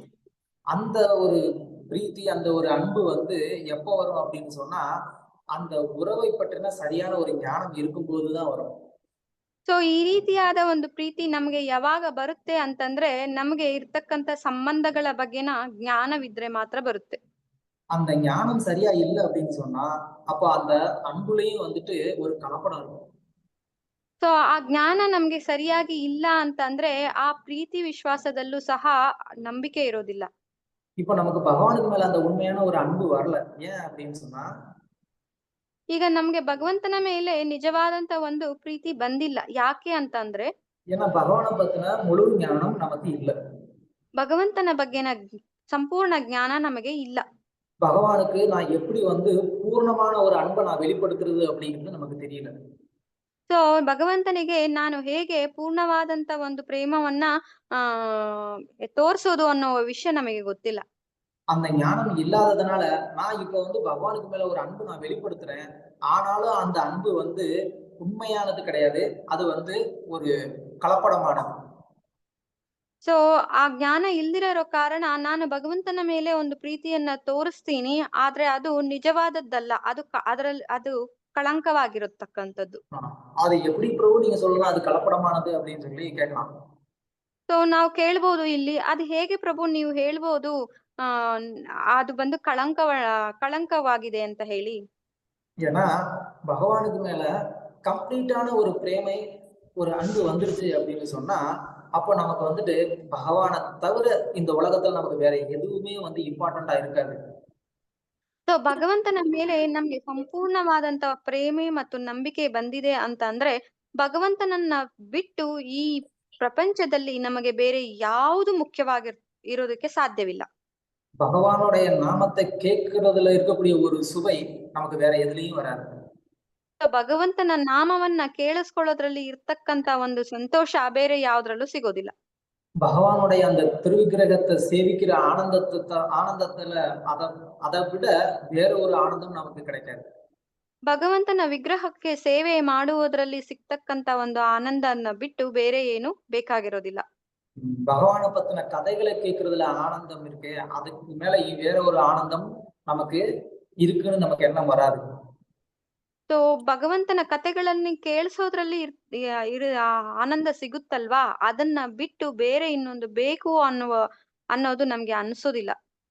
ஆனா இப்ப நம்ம எப்படி இருக்கிறோம், பகவானுடைய கதை கேட்கணும் அது விருப்பம் இருக்கு. ಆದ್ರೆ ನಾವು ಈಗ ಹೇಗಿದ್ದೀವಿ ಅಂತ ಅಂದ್ರೆ ಭಗವಂತನ ಬಗೆನ ಕಥೆಗಳನ್ನ ಕೇಳ್ಬೇಕು, ಅದ್ರಲ್ಲಿ ನಮ್ಗೆ ಇಷ್ಟವಿದೆ. ஆனா அதே நேரத்துல நமக்கு வேற விஷயங்களை கேட்கறதுலயும் ஆனந்தம் இருக்கு. ಆದ್ರೆ ಅದೇ ಸಮಯದಲ್ಲಿ ನಮ್ಗೆ ಬೇರೆ ವಿಷಯಗಳನ್ನ ಕೇಳೋದ್ರಲ್ಲೂ ಸಹ ಆನಂದ ಸಿಗ್ತಾ ಇದೆ. பகவானுடைய திருவிக்கிரகத்தை பார்த்தா நமக்கு ஆனந்தம் வருது. ಸೊ ಭಗವಂತನ ಶ್ರೀ ವಿಗ್ರಹವನ್ನ ನೋಡಿದ್ರೆ ನಮ್ಗೆ ಆನಂದ ಬರ್ತಾ ಇದೆ. ஆனா அதே நேரத்துல வேற பௌதிகமான விஷயங்களை பார்த்தா கூட இது ரொம்ப நல்லா இருக்கே அப்படின்னு நமக்கு வந்து அதை பார்த்து ஒரு ஆனந்தம் வருது. ಅದೇ ಸಮಯದಲ್ಲಿ ನಮ್ಗೆ ಭೌತಿಕವಾದಂತ ವಿಷಯಗಳನ್ನ ನೋಡಿದಾಗ ಅದನ್ನು ಸಹ ಇದು ಚೆನ್ನಾಗಿದೆ ಅಂತ ಅದ್ರಿಂದ ನಮ್ಗೆ ಆನಂದ ಸಿಗ್ತಾ ಇದೆ. அதனாலதான் இந்த நிலையில நம்ம வெளிப்படுத்தக்கூடிய அந்த ஒரு சென்டிமெண்ட், அந்த ஒரு உணர்ச்சி, அந்த பிரேமையானது களங்கமானது அப்படின்னு ஆச்சாரியர்கள் நமக்கு சொல்றாங்க. ಸೊ ನಾವು ಈ ಸ್ಥಿತಿಯಲ್ಲಿ ಹೊರ ಹಾಕುವಂತ ಒಂದು ಸೆಂಟಿಮೆಂಟ್ ಬಂದು ಕಳಪದಿಂದ ತುಂಬಿದೆ ಅಂತ ಆಚಾರ್ಯಗಳು ಹೇಳ್ತಿದ್ದಾರೆ. அது பொய்ன்னு சொல்ல வரல, ஆனா இன்னும் நமக்கு வந்து அதை எப்படி பியூரா நம்ம வந்து வெளிப்படுத்துறதுன்னு நமக்கு தெரியல. ಅದು ಸುಳ್ಳು ಅಂತ ಹೇಳ್ತಾ ಇಲ್ಲ, ಆದ್ರೆ ಅದನ್ನ ಹೇಗೆ ಶುದ್ಧವಾಗಿ ನಾವು ಹೊರ ಹಾಕೋದು ಅನ್ನೋ ವಿಷಯ ನಮ್ಗೆ ಗೊತ್ತಿಲ್ಲ. இங்கதான் நம்ம வந்து என்ன தேவைப்படுது, நமக்கு அந்த ஞானம் வந்து தேவைப்படுது. ಇಲ್ಲಿ ನಮ್ಗೆ ಏನು ಬೇಕಾಗಿದೆ, ಅವಶ್ಯಕತೆ ಇದೆ ಅಂತಂದ್ರೆ ಜ್ಞಾನದ ಅವಶ್ಯಕತೆ ಇದೆ. சோ பகவானுக்கு செய்யக்கூடிய அந்த பக்தி பத்தின அந்த ஞானம் நமக்கு தேவை. ಭಗವಂತನಿಗೆ ಮಾಡ್ತಕ್ಕಂತ ಭಕ್ತಿಯ ಬಗ್ಗೆ ನಮಗೆ ಜ್ಞಾನ ಅವಶ್ಯಕತೆ ಇದೆ.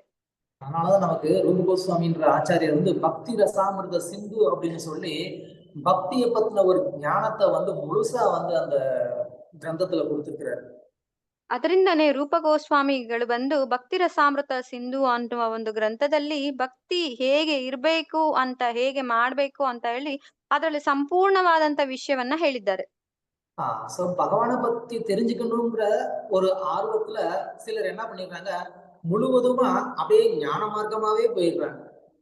ಸೊ ಭಗವಂತನ ಬಗ್ಗೆ ತಿಳ್ಕೊಳ್ಬೇಕು ಅಂತ ಹೇಳಿ ಕೆಲವೊಂದು ಭಕ್ತರು ಏನ್ ಮಾಡ್ತಾರಂದ್ರೆ ಸಂಪೂರ್ಣವಾಗಿ ಅವರನ್ನ ಜ್ಞಾನದ ಮಾರ್ಗದಲ್ಲೇ ಹೋಗ್ಬಿಡ್ತಾರ ಅವ್ರು. அதனால அவர் வந்து நல்லா சாஸ்திரங்கள் படிக்கணும், வேதங்களை கற்றுக்கணும், உபநிஷத்துக்கள் எல்லாம் படிச்சு அதோடைய ஆழ்ந்த கருத்துக்கள் எல்லாம் தெரிஞ்சுக்கணும் அப்படின்னு சொல்லி என்ன பண்றாங்க, அவங்க முழுவதுமா அப்படியே ஞான மார்க்கமாவே போயிருக்காங்க.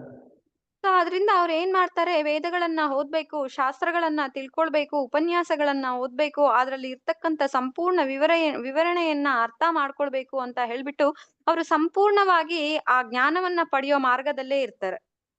பகவானுடைய ஐஸ்வர்யத்தை தெரிந்துக்கிறதுலதான் அவங்க அந்த ஞானத்தை வந்து பயன்படுத்துறாங்க. ಸೊ ಅವರು ಭಗವಂತನ ಒಂದು ಐಶ್ವರ್ಯವನ್ನ ತಿಳ್ಕೊಳ್ಳೋದಕ್ಕೋಸ್ಕರವನೇ ಆ ಜ್ಞಾನವನ್ನ ಉಪಯೋಗಿಸ್ತಿದ್ದಾರೆ. ஆனா பகவான் ஒருத்தர் அவர் வந்து ஒரு நபர், அவர் வந்து அன்பு பரிமாற்றம் பண்றதுக்காக வெயிட் பண்ணிட்டு இருக்கிறாருங்கிறத ஆளுங்க மறந்துடுறாங்க. ಭಗವಂತ ಬಂದು ಒಬ್ಬ ವ್ಯಕ್ತಿ, ಅವರು ಬಂದು ಪ್ರೀತಿಯನ್ನ ಸಂಬಂಧವನ್ನ ಬೆಳೆಸ್ಕೊಳ್ಳೋದಕ್ಕೆ ಅವರು ಕಾಯ್ತಾ ಇದ್ದಾರೆ ಅನ್ನೋ ವಿಷಯವನ್ನ ಮರ್ತು ಬಿಡ್ತಾರೆ. அதனாலதான் வந்து பகவானுக்கு இந்த ஞானிகளுக்கு மேல ஒரு இன்ட்ரெஸ்டே கிடையாது.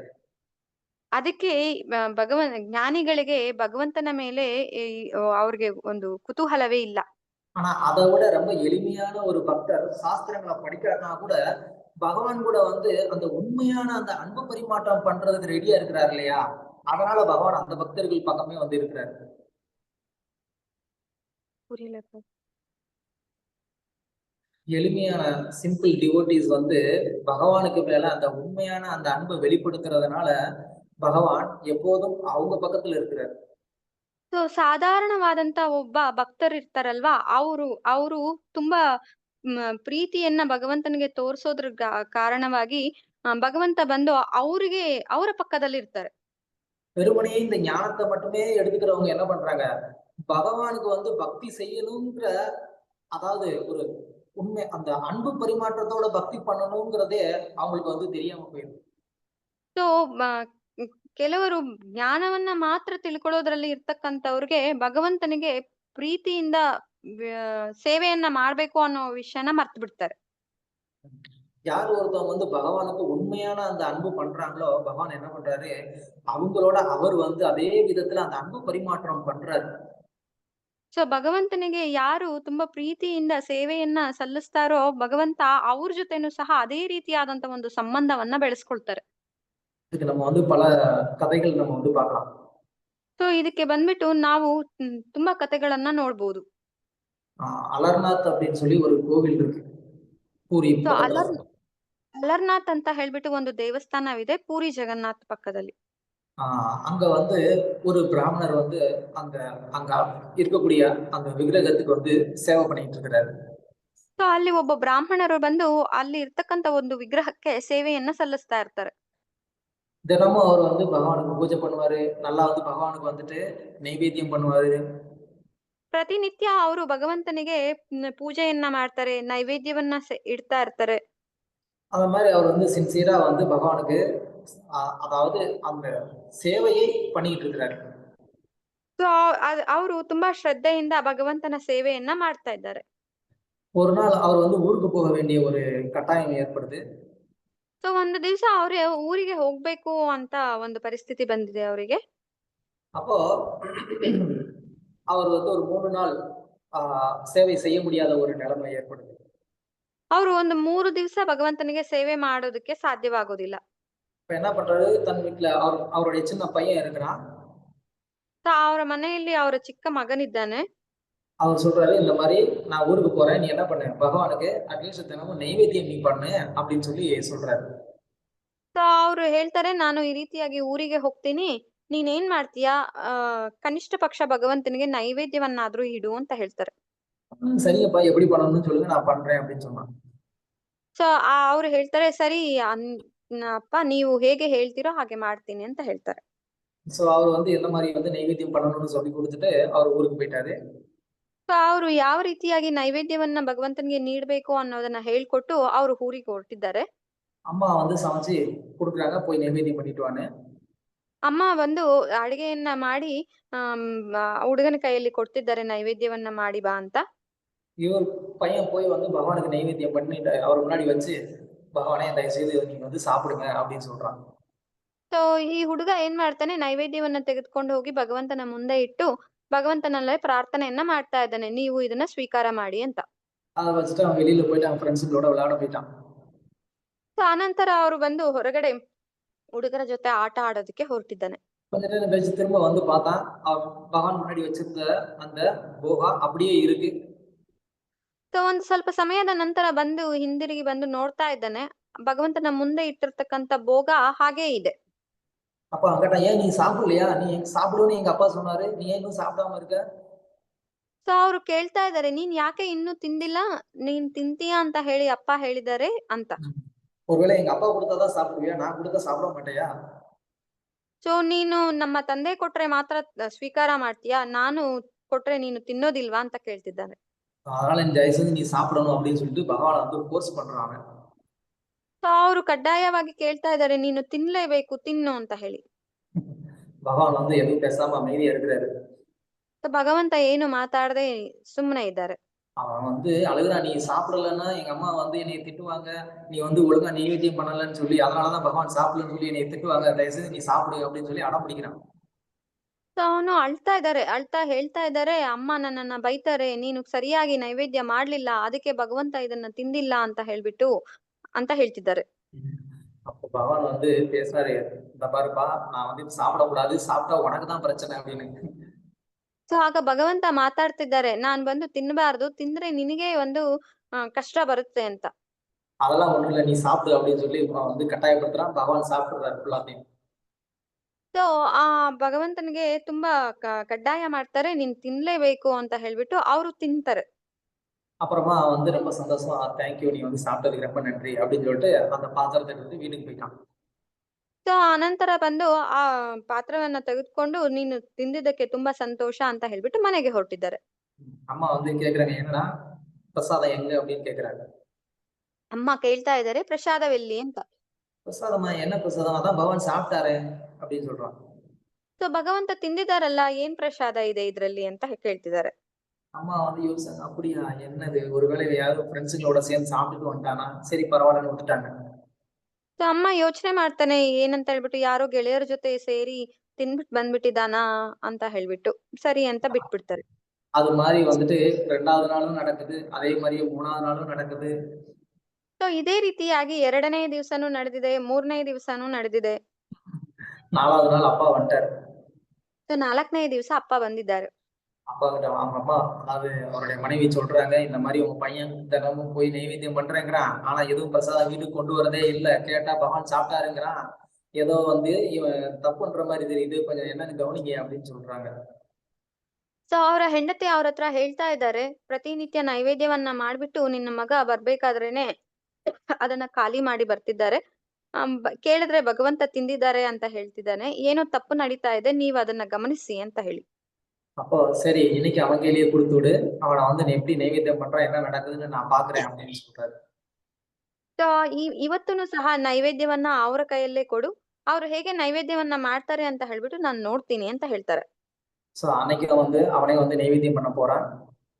ಸೊ ಅವತ್ತು ಬಂದ್ಬಿಟ್ಟು ಆ ಮಗುವೆ ನೈವೇದ್ಯವನ್ನ ಮಾಡೋದಕ್ಕೆ ಹೋಗಿದ್ದಾನೆ. இப்போ அவங்க அப்பா வந்து அப்படியே ஒளிஞ்சிருந்து பாக்குறாரு, என்ன நடக்குது அப்படின்னு சொல்லி. ಸೊ ಅವ್ರ ಅಪ್ಪ ಮರೆಯಾಗಿ ನೋಡ್ತಾ ಇದ್ದಾರೆ, ಏನ್ ನಡೆಯುತ್ತೆ ಅಂತ. அப்போ அவன் வந்து சொல்றான், வழக்கம் போல, பகவானே, நான் உங்களுக்கு போக கொண்டு வந்திருக்கிறேன், சாப்பிடுங்க, ஓகேவா, நான் போய் விளையாண்டுட்டு வந்துடுறேன் அப்படின்னு சொல்லிட்டு அவன் வந்து முன்னாடி வைக்கிறான். ಸೊ ಅವನು ಯಾವಾಗ್ಲೂ ಹೇಳೋ ರೀತಿಯಲ್ಲೇ ಭೋಗವನ್ನ ತೆಗೆದುಕೊಂಡು ಬಂದಿದ್ದೀನಿ ಭಗವಂತ, ಇಟ್ಟಿರ್ತೀನಿ ಇಲ್ಲಿ, ನೀವು ತಿನ್ನಿ, ನಾನು ಹೊರಗಡೆ ಹೋಗಿ ಆಟ ಆಡ್ಕೊಂಡು ಬರ್ತೀನಿ ಅಂತ ಹೇಳ್ತಿದ್ದಾನೆ. சரின்னு சொல்லிட்டு பகவான் வந்து எடுத்து சாப்பிட போனாரு.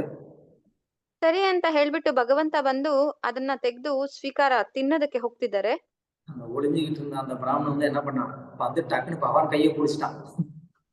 ಸೊ ಅಲ್ಲಿ ಮರೆಯಾಗಿರ್ತಕ್ಕಂತ ಆ ಬ್ರಾಹ್ಮಣ ಏನ್ ಮಾಡಿದ್ರು ಅಂತಂದ್ರೆ, ಭಗವಂತನ ಕೈಯನ್ನ ಹಿಡ್ಕೊಂಡಿದ್ದಾರೆ ಬಂದು. என்ன இது, உனக்கு இப்படி வந்து நைவேத்தியம் பண்ண கொண்டு வந்து நீ எல்லாத்தையும் சாப்பிட்டு காலி பண்ணிட்டு அப்புறம் நாங்க என்ன பண்றது, இப்பெல்லாம் நீ சாப்பிடக்கூடாதுன்னு சொல்லி அவன் வந்து பகவானோட கையை பிடிச்சிட்டான். ಸೊ ಅವ್ರು ಹೇಳ್ತಿದ್ದಾರೆ, ನೈವೇದ್ಯವನ್ನ ತಗೊಂಡ್ ಬಂದ್ರೆ ನೀನ್ ಈ ರೀತಿಯಾಗಿ ತಿಂದು ಖಾಲಿ ಮಾಡ್ಬಿಟ್ರೆ ನಾವು ಏನನ್ನ ತಿನ್ನೋದು ಅಂತ ಹೇಳ್ಬಿಟ್ಟು ಅವ್ರು ಕೈಯನ್ನ ಹಿಡ್ಕೊಂಡಿದ್ದಾರೆ. பகவானுக்கு கோபம் வந்துருச்சு. ಭಗವಂತನಿಗೆ ಕೋಪ ಬಂದಿದೆ. உன்னைய மாதிரியான மூர்க்கனுக்குலாம் நான் வந்துட்டு வெறும் விக்கிரகம் தான்டா. ஆனா உன்னைய மாதிரி உன் பையனை மாதிரி என் மேல யாரெல்லாம் வந்து அன்பு வச்சிருக்காங்களோ அவங்க கூட நான் நேரடியாவே நான் இந்த மாதிரி அன்பு பரிமாற்றம் பண்றதுக்கு நான் ரெடியா இருக்கிறேன் அப்படின்னு சொல்லிட்டு பகவான் கோபமா திரும்ப வந்துட்டு சிலையா மாறிட்டாரு. ಸೊ ಭಗವಂತ ನಿನ್ನಂತ ಒಂದು ಮೂರ್ಖನಿಗೆ ಬಂದು ನಾನು ವಿಗ್ರಹ ಮಾತ್ರ, ಆದ್ರೆ ನಿನ್ನ ಮಗನಾದಂತ ಅವರಿಗೆ ಮತ್ತ ಅವರ ಜೊತೆ ಅವರು ಹೇಗೆ ಪ್ರೀತಿಯನ್ನ ತೋರಿಸ್ತಾರೋ ಅದೇ ರೀತಿಯಾಗಿ ನಾನು ಪ್ರೀತಿಯನ್ನ ಅವರ ಜೊತೆನು ತೋರ್ಸೋದಕ್ಕೆ ರೆಡಿಯಾಗಿ ಇರ್ತೀನಿ ಅಂತ ಹೇಳ್ಬಿಟ್ಟು ಭಗವಂತ ಮತ್ತೆ ವಿಗ್ರಹವಾಗಿ ಮಾರ್ಬಿಡ್ತಾರೆ.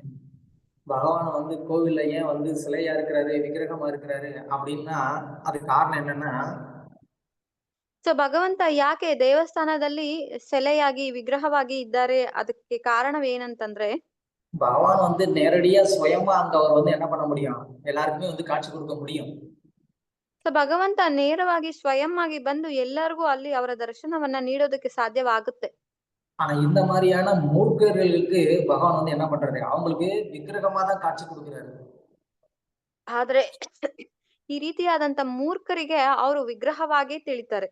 யாரு வந்து பகவான ஜஸ்ட் வந்து ஒரு தன்னுடைய தேவையை நிறைவேற்றி வைக்கக்கூடிய ஒரு நபரா வந்து பாக்குறாங்களோ, ಯಾವೊಬ್ಬ ವ್ಯಕ್ತಿ ಬಂದ್ಬಿಟ್ಟು ಭಗವಂತನನ್ನ ತನ್ನ ಅವಶ್ಯಕತೆಗಳನ್ನ ಪೂರ್ಣಗೊಳಿಸೋವಾರಾಗೆ ಮಾತ್ರ ನೋಡ್ತಾರೋ, இல்ல யாரு ஒருத்தவங்க வந்துட்டு இந்த விக்கிரகம் அப்படிங்கிறது ஜஸ்ட் வந்து பகவான்னா எப்படி இருப்பாருன்னு தெரிஞ்சுக்கிறதுக்காக இருக்கக்கூடிய ஒரு பிரதிபிம்பம் அப்படின்னு நினைச்சுக்கிறாங்களோ, ಯಾರೊಬ್ಬ ವ್ಯಕ್ತಿ ಬಂದ್ಬಿಟ್ಟು ವಿಗ್ರಹ ಅಂತಂದ್ರೆ ಭಗವಂತ ಹೀಗೆ ಇರಬಹುದು ಅಂತ ತೋರ್ಸ್ಕೊಡೋದಕ್ಕೆ ಇರ್ತಕ್ಕಂತ ಒಂದು ಪ್ರತಿಬಿಂಬ ಅಂತ ತಿಳ್ಕೊಳ್ತಾರೋ, இல்ல யாராவது ஒருத்தர் வந்து இந்த விக்கிரகம் அப்படிங்கிறது நாம் பிரம்மத்தை அடையிறதுக்காக உதவக்கூடிய ஒரு வழி அப்படின்னு நினைக்கிறாங்களோ, ಆದ್ರೆ ಯಾರೊಬ್ಬರು ತಾನು ವಿಗ್ರಹವನ್ನ ಬ್ರಹ್ಮನನ್ನ ಬ್ರಹ್ಮವನ್ನ ಪಡೆಯೋದಕ್ಕೆ ಒಂದು ಮಾರ್ಗವಾಗಿರ್ತಾರೆ ಅಂತ ಅನ್ಕೊಳ್ತಾರೋ, அவங்க எல்லாருக்குமே பகவான் வந்து வெறுமனையே விக்கிரகமா தான் காட்சி கொடுப்பாரு. ಅವ್ರಿಗೆಲ್ಲಾರ್ಗೂನು ಭಗವಂತ ಬರೀ ವಿಗ್ರಹವಾಗಿ ಮಾತ್ರವೇ ದರ್ಶನವನ್ನ ನೀಡ್ತಾರೆ. ஆனா யார் ஒருத்தவங்க பகவான்றவர் உண்மையிலேயே அவர் தான் சாட்சாத் ஸ்வயம் பகவான், நான் அவருக்கு பக்தி பண்றதுதான் என்னுடைய கடமை, அவருக்கு நான் பக்தி பண்றது என்னுடைய என்ன சொல்றது அதுதான் என்னுடைய சுபாவம் அப்படின்னு சொல்லி உண்மையான அந்த அன்போடு அவருக்கு பக்தி பண்றாங்களோ அவங்களுக்கு பகவான் விக்கிரகமா காட்சி கொடுக்கறது இல்ல, அவங்களுக்கு வந்துட்டு லைவாவே காட்சி கொடுக்குறாரு. ಯಾವೊಬ್ಬ ವ್ಯಕ್ತಿ ಬಂದ್ಬಿಟ್ಟು ಭಗವಂತನೇ ದೇವೋತ್ತಮ ಪರಮ ಪುರುಷ, ಅವರಿಗೆ ಸೇವೆ ಮಾಡುವುದೇ ನನ್ನ ಸ್ವಭಾವವಾಗಿದೆ ಅಂತ ಹೇಳಿ ಯಾರು ಆ ರೀತಿಯಾಗಿ ನೆನೆಸಿ ಭಗವಂತನ ಸೇವೆಯನ್ನ ಮಾಡ್ತಾರೋ ಅವರಿಗೆ ಬಂದು ಅವರು ವಿಗ್ರಹವಾಗಲ್ಲ, ನೇರವಾಗಿ ಅವರ ರೂಪವನ್ನ ಪ್ರದರ್ಶನ ಮಾಡ್ತಾರೆ. பூரி ஜெகநாதர் பக்கத்துல சாரி மாயாப்பூர்ல வந்துட்டு ராஜாப்பூர் அப்படின்னு சொல்லி அங்க வந்து ஒரு ஊர் இருக்கு பக்கத்துல. ಮಾಯಾಪುರಲ್ಲಿ ಬಂದ್ಬಿಟ್ಟು ರಾಜಾಪುರ್ ಅಂತ ಹೇಳ್ಬಿಟ್ಟು ಮಾಯಾಪುರ್ ಪಕ್ಕದಲ್ಲಿ ಒಂದು ಗ್ರಾಮವಿದೆ. அங்க வந்து ஒரு ஜெகநாதர் கோவில் இருக்கு. ಅಲ್ಲಿ ಒಂದು ಜಗನ್ನಾಥರ ದೇವಸ್ಥಾನವಿದೆ. சோ இது வந்து ஒரு 200 வருஷத்துக்கு மேபி 100 வருஷத்துக்கு முன்னாடி நடந்த ஒரு கதை. ಸೊ ಇದು ಒಂದು 100 ವರ್ಷಗಳ ಮುಂದೆ ನಡೆದಕ್ಕಂತ ಒಂದು ಕತೆ. அங்க ஜெகநாதர் கோவில் இருக்கு. ಅಲ್ಲಿ ಜಗನ್ನಾಥರ ದೇವಸ್ಥಾನವಿದೆ. அந்த கோவில்ல வழிபாடு பண்ணக்கூடிய பூஜாரி ஒருத்தர் இருக்கிறாரு. ಅಲ್ಲಿ ದೇವಸ್ಥಾನದಲ್ಲಿ ಈ ಸೇವೆಯನ್ನ ಸಲ್ಲಿಸುವಂತ ಒಬ್ಬ ಪೂಜಾರಿ ಇದ್ದಾರೆ. அந்த கோவிலுக்கு வந்துட்டு அப்பெல்லாம் எலக்ட்ரிக் பவர் இல்லை இல்லையா, எல்லாமே வந்துட்டு விளக்குல தான் வந்து நைவேத்தியம், அதாவது அந்த தீபம் ஏற்றி வச்சிருப்பாங்க. ಸೊ ಮೊದಲೆಲ್ಲಾನು ಈ ರೀತಿಯಾಗಿ ಎಲೆಕ್ಟ್ರಿಸಿಟಿ ಇಲ್ಲ ಅಲ್ವಾ, ಆಗ ದೀಪದ ಒಂದು ಬೆಳಕಲ್ಲೇ ಅವರು ಭಗವಂತನಿಗೆ ನೈವೇದ್ಯವೆಲ್ಲ ಇಡ್ತಾ ಇದ್ರು. நைவேத்தியம் இல்ல, விளக்கு ஏற்றி வச்சிருப்பாங்க. ಸೊ ಅವರು ದೀಪವನ್ನ ದೇವಸ್ಥಾನದ ಒಳಗಡೆ ಇಟ್ಟಿರ್ತಿದ್ರು ಬೆಳಕಿಗೋಸ್ಕರ. அது ஒரு கிராமம் அப்படிங்கறதுனால அந்த அளவுக்கு அந்த கோவில் வந்துட்டு அந்த கோவிலுக்குன்னு ஒரு ஃபண்ட் எதுவும் கிடையாது. ಸೊ ಅದು ಒಂದು ಕುಗ್ರಾಮ ಆಗಿರೋದ ಕಾರಣ ಆ ದೇವಸ್ಥಾನದಲ್ಲಿ ಯಾವುದೇ ರೀತಿಯಾದಂತ ಹಣ ಸಹಾಯವೇನಿರ್ಲಿಲ್ಲ. அதனால அந்த பிராமணர் ரொம்ப கஷ்டப்பட்டு ஏதோ கொஞ்சம் கிடைக்கிறது இல்ல, அப்புறம் அவர் வந்து என்ன பண்ணுவாரு, எண்ணெய் வாங்கி அந்த எண்ணெயில வந்துட்டு விளக்கேற்றி வச்சிருப்பாரு. ಸೊ ಆ ಬ್ರಾಹ್ಮಣರು ಯಾವ್ದೋ ಒಂದು ಕಷ್ಟಪಟ್ಟು ಸಿಗ್ತಕ್ಕಂತ ಒಂದು ಹಣದಲ್ಲಿ ಅವರು ಎಣ್ಣೆಯನ್ನ ಖರೀದಿ ಮಾಡಿ ಅದರಲ್ಲಿ ದೀಪವನ್ನ ಹಚ್ಚಿ ಇಡ್ತಿದ್ರು. அப்போ ஒரு நாள் வந்து என்னாச்சு, அந்த எண்ணெய் வாங்குறதுக்கு கூட காசு இல்ல, அதனால வந்துட்டு ದೇವಸ್ಥಾನமே ಒಂದು இருட்டா இருக்கு. ಸೊ ಒಂದು ದಿವಸ ಏನಾಯ್ತು ಅಂತಂದ್ರೆ ಅವ್ರಿಗೆ ಆ ಎಣ್ಣೆಯನ್ನು ಸಹ ತೆಗೆದುಕೊಳ್ಳೋದಕ್ಕೆ ಕಾಸಿಲ್ಲ. ಅದರಿಂದ ದೇವಸ್ಥಾನ ಪೂರ್ತಿ ತುಂಬಾ ಕತ್ತಲಿಂದ ತುಂಬಿಕೊಂಡಿದೆ. அந்த பிராமணர் அப்படியே அந்த கோயில் அங்க உட்கார்ந்துட்டு என்ன பண்றாரு, அவர் பாட்டுக்கு ஜெபம் பண்ணிட்டே உட்கார்ந்து இருக்கிறாரு. ಸೊ ಆ ಬ್ರಾಹ್ಮಣರು ಏನ್ ಮಾಡಿದ್ದಾರೆ, ದೇವಸ್ಥಾನದಲ್ಲಿ ಕುತ್ಕೊಂಡು ಅವರು ಜಪವನ್ನ ಮಾಡ್ತಾ ಇದ್ದಾರೆ. அப்போ அந்த வழியா வந்து 2 இளைஞர்கள் வந்து அந்த பிராமணர்கிட்ட கேட்டாங்க. அப்போ அந்த வழியா வந்து 2 யங்ஸ்டர்ஸ் அந்த பூஜாரிட்ட கேட்டாங்க. ಸೊ ಆ ದಾರಿಯಲ್ಲಿ ಬರ್ತಕ್ಕಂತ ಯುವಕರು ಬಂದ್ಬಿಟ್ಟು ಪೂಜಾರಿ ಹತ್ರ ಕೇಳ್ತಾ ಇದ್ದಾರೆ. என்ன பூஜாரி, நீதான் வந்து ஜெகநாதர், அவர் தான் ஜெகத்துக்கே நாதர், அவர் தான் பகவான்னு சொன்னியே, அவர் என்ன இருட்டுல உட்கார்ந்துருக்கிறாரு அப்படின்னு கேட்டாங்க. ಸೊ ಅವರು ಹೇಳ್ತಾ ಇದ್ದಾರೆ, ನೀನು ಇವ್ರನ್ನ ಜಗನ್ನಾಥರು, ಜಗತ್ತಿಗೆಲ್ಲ ನಾಥರು ಅಂತ ಹೇಳ್ತಾ ಇರ್ತೀಯ ಅಲ್ವಾ, ಹಾಗಾದ್ರೆ ಯಾಕೆ ಇವ್ರು ಕತ್ತಲೆ ಕೋಣೆಯಲ್ಲಿ ಕುತ್ಕೊಂಡಿದ್ದಾರೆ ಅಂತ ಹೇಳ್ತಿದ್ದಾರೆ. அவருக்கு என்ன ஒரு விளக்கு வாங்குறதுக்கு கூட அவர்கிட்ட காசு இல்லையா அப்படின்னு கேட்டாங்க. ಸೊ ಅವ್ರ ಹತ್ರ ಏನು ಒಂದು ದೀಪವನ್ನ ಹಚ್ಕೊಳ್ಳೋದಕ್ಕೂ ಸಹ ಅವ್ರ ಕೈಯಲ್ಲಿ ಆಗ್ತಾ ಇಲ್ವಾ, ಕಾಸಿಲ್ವಾ ಅವ್ರ ಹತ್ರ ಅಂತ ಕೇಳ್ತಿದ್ದಾರೆ. அவர்தான் சக்தி வாய்ந்தவராச்சே, விளக்குல எண்ணெயே இல்லாம வந்துட்டு விளக்கு எரிய வைக்கலாமே. ಸೊ ಅವ್ರಿಗೆ ತುಂಬಾ ಶಕ್ತಿ ಇದೆಯಲ್ವಾ, ಅದ್ರಲ್ಲಿ ದೀಪದಲ್ಲಿ ಎಣ್ಣೆ ಇಲ್ಲ ಅಂತಂದ್ರೂ ಅವರು ದೀಪವನ್ನ ಹಚ್ಬೋದಲ್ವಾ ಅಂತ. அந்த மாதிரி அவரை வந்து கிண்டல் பண்ணிட்டு அப்படியே அங்க இருந்து நடந்து போயிட்டாங்க. ಸೊ ಈ ರೀತಿಯಾಗಿ ಅವರು ಪರಿಹಾಸ್ಯ ಮಾಡ್ಬಿಟ್ಟು ಅಲ್ಲಿಂದ ಹೊರಡ್ತಾರೆ. அப்போ சடனா வந்து என்ன ஆச்சு, அந்த விளக்குல வந்து தீபம் எரிய ஆரம்பிச்சிருச்சு. ಸೊ ಅಲ್ಲಿ ಏನಾಯ್ತು ಅಂತಂದ್ರೆ ಆ ದೀಪದಲ್ಲಿ ಬೆಂಕಿ ಉರಿಯೋದಕ್ಕೆ ಶುರುವಾಗಿದೆ. அந்த விளக்குல எண்ணெயும் இல்ல, திரியும் இல்ல. ஆனா வந்து என்ன ஆயிடுச்சு, சடனா அந்த விளக்குல, அங்க கோயிலுக்குள்ள இருந்த எல்லா விளக்குல வந்துட்டு அப்படியே தீபம் எரிய ஆரம்பிச்சிருச்சு. ಆ ದೀಪಗಳಲ್ಲಿ ಎಣ್ಣೆನೂ ಇಲ್ಲ ಮತ್ತೆ ಬತ್ತಿನೂ ಇಲ್ಲ, ಆದ್ರೆ ಅದೆಲ್ಲಾ ದೀಪಗಳು ಹಚ್ಚಿದವೆ, ಬೆಳಗ್ ಬರ್ತಾ ಇದೆ. பார்த்து அப்படியே பூஜாரி பயங்கர சந்தோஷம். ಅದನ್ನ ನೋಡಿದಂತ ಪೂಜಾರಿಗೆ ತುಂಬಾ ಸಂತೋಷವಾಯ್ತು.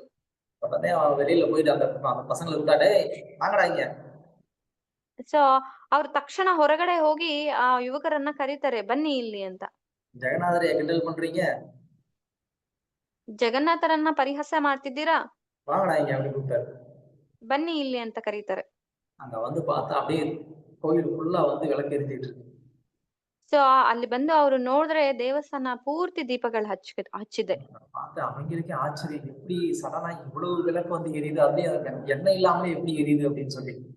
ಅವ್ರಿಗೆ ತುಂಬಾ ಆಶ್ಚರ್ಯವಾಯ್ತು, ಹೇಗೆ ಇಷ್ಟೊಂದು ದೀಪಗಳು ಉರಿತಾ ಇದೆ, ಎಣ್ಣೆ ಇಲ್ಲದೆ ಉರಿತಾ ಇದೆ ಅಂತ ಹೇಳಿ.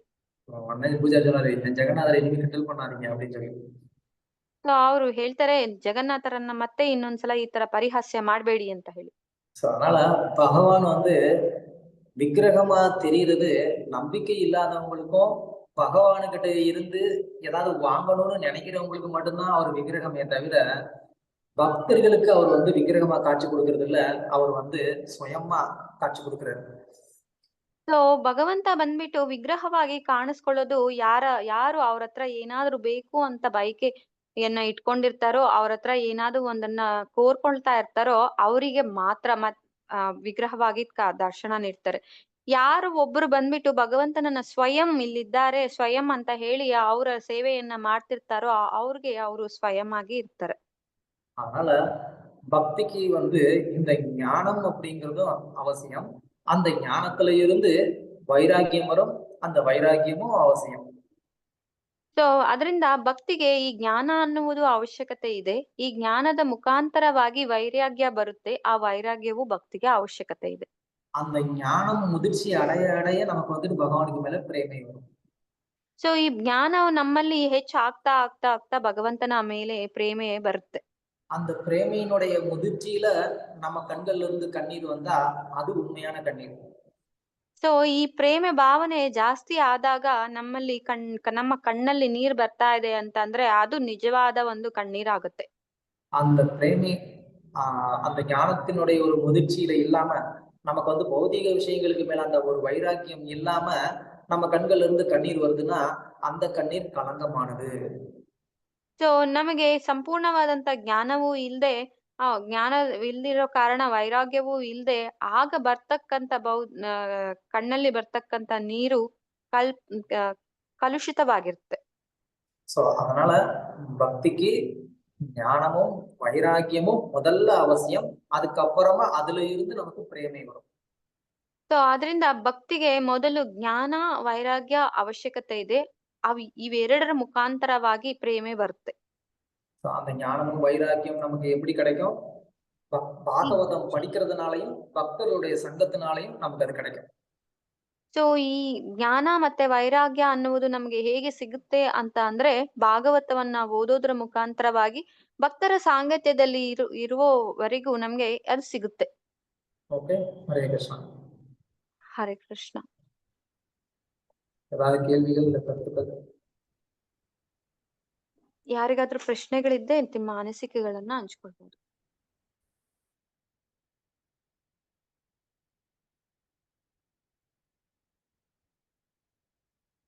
யாருக்கா ஏதாவது கேள்வி இருக்கா?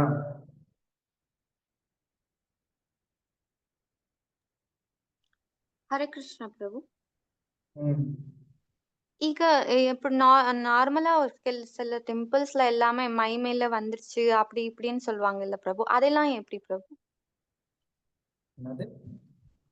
அவங்க வந்து கடவுள் எனக்குள்ள இருக்காரு, அவங்க இந்த மாதிரி எனக்கு வந்திருக்காரு அப்படின்னுட்டு எல்லாம் கொஞ்சம் வேற மாதிரி பிஹேவ் பண்ணுவாங்கல்ல பிரபு, அது சடனா அவங்களுக்குள்ள எப்படி பிரபு அந்த சேஞ்சஸ் வரும்?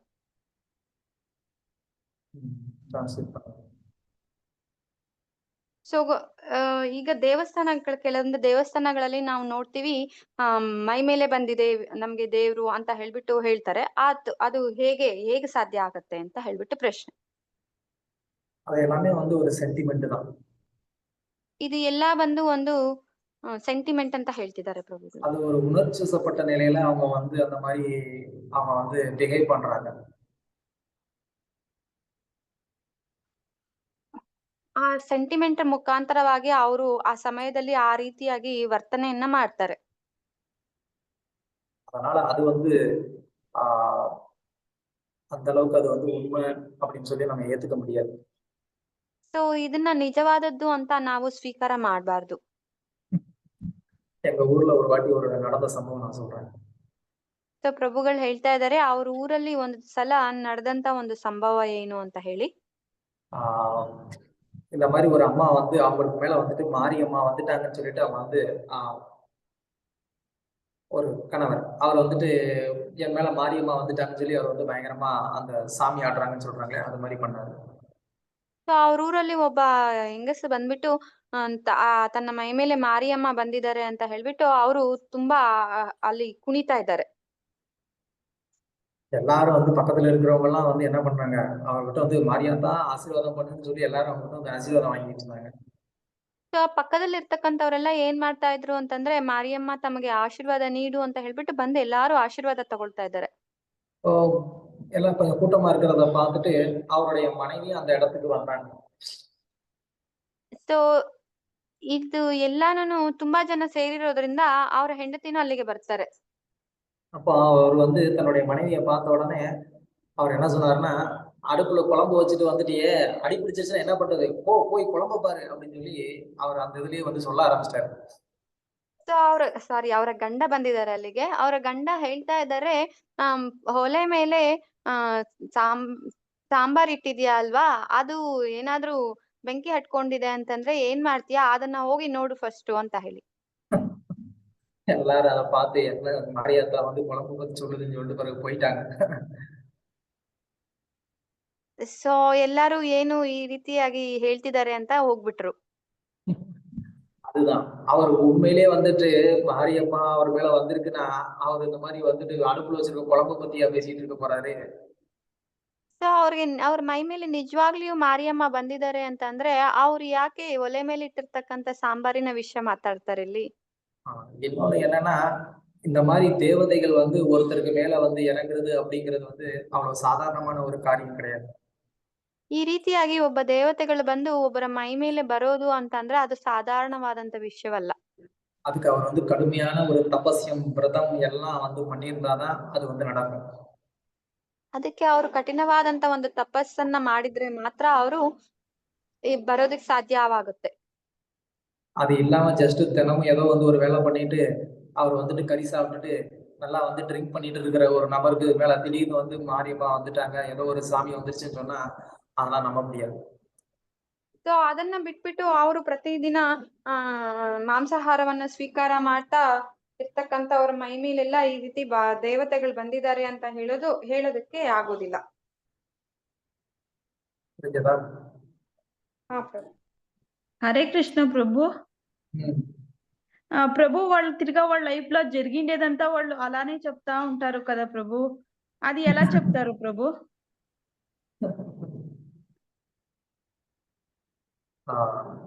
அது வந்து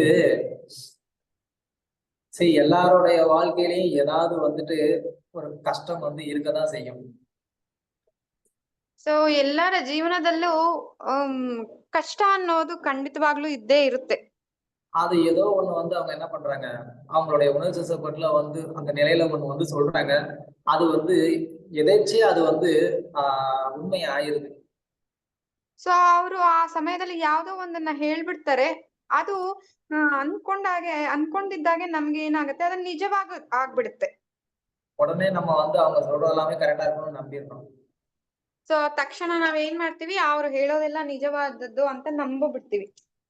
அந்த மாதிரி அவருக்கு எல்லாமே தெரிஞ்சிருக்கு அப்படின்னு சொன்னா நம்ம வாழ்க்கையை பற்றின எல்லா விஷயங்களையும் அவரால சொல்ல முடியும். ಸೊ ಈ ರೀತಿಯಾಗಿ ಅವ್ರಿಗೆ ಎಲ್ಲಾ ವಿಷಯಗಳು ತಿಳಿದಿದೆಯಾ ಅಂತ ಅಂದ್ರೆ ನಮ್ಮ ಜೀವನದ ಬಗ್ಗೆ ಅವ್ರಿಗೆ ಎಲ್ಲಾ ವಿಷಯಗಳು ಗೊತ್ತಿರೋದಿಲ್ಲ. நம்மளுடைய வாழ்க்கையை பற்றின எல்லா விஷயமும் அவருக்கு தெரியுமா, அவரால சொல்ல முடியுமா? ಸೊ ನಮ್ಮ ಜೀವನದಲ್ಲಿ ಎಲ್ಲಾ ವಿಷಯಗಳನ್ನು ಅವ್ರಿಗೆ ಗೊತ್ತಿರುತ್ತಾ, ಅವ್ರ ಕೈಲಿ ಹೇಳೋದಕ್ ಸಾಧ್ಯವಾಗತ್ತಾ? சொல்லுங்க, அந்த மாதிரி சொல்றாங்களா? ಹೇಳಿ ನೋಡೋಣ, ಆ ರೀತಿಯಾಗಿ ಹೇಳ್ತಾರಾ? ಇಲ್ಲ చెప్పండి. ప్రభు, లేదు ప్రభు.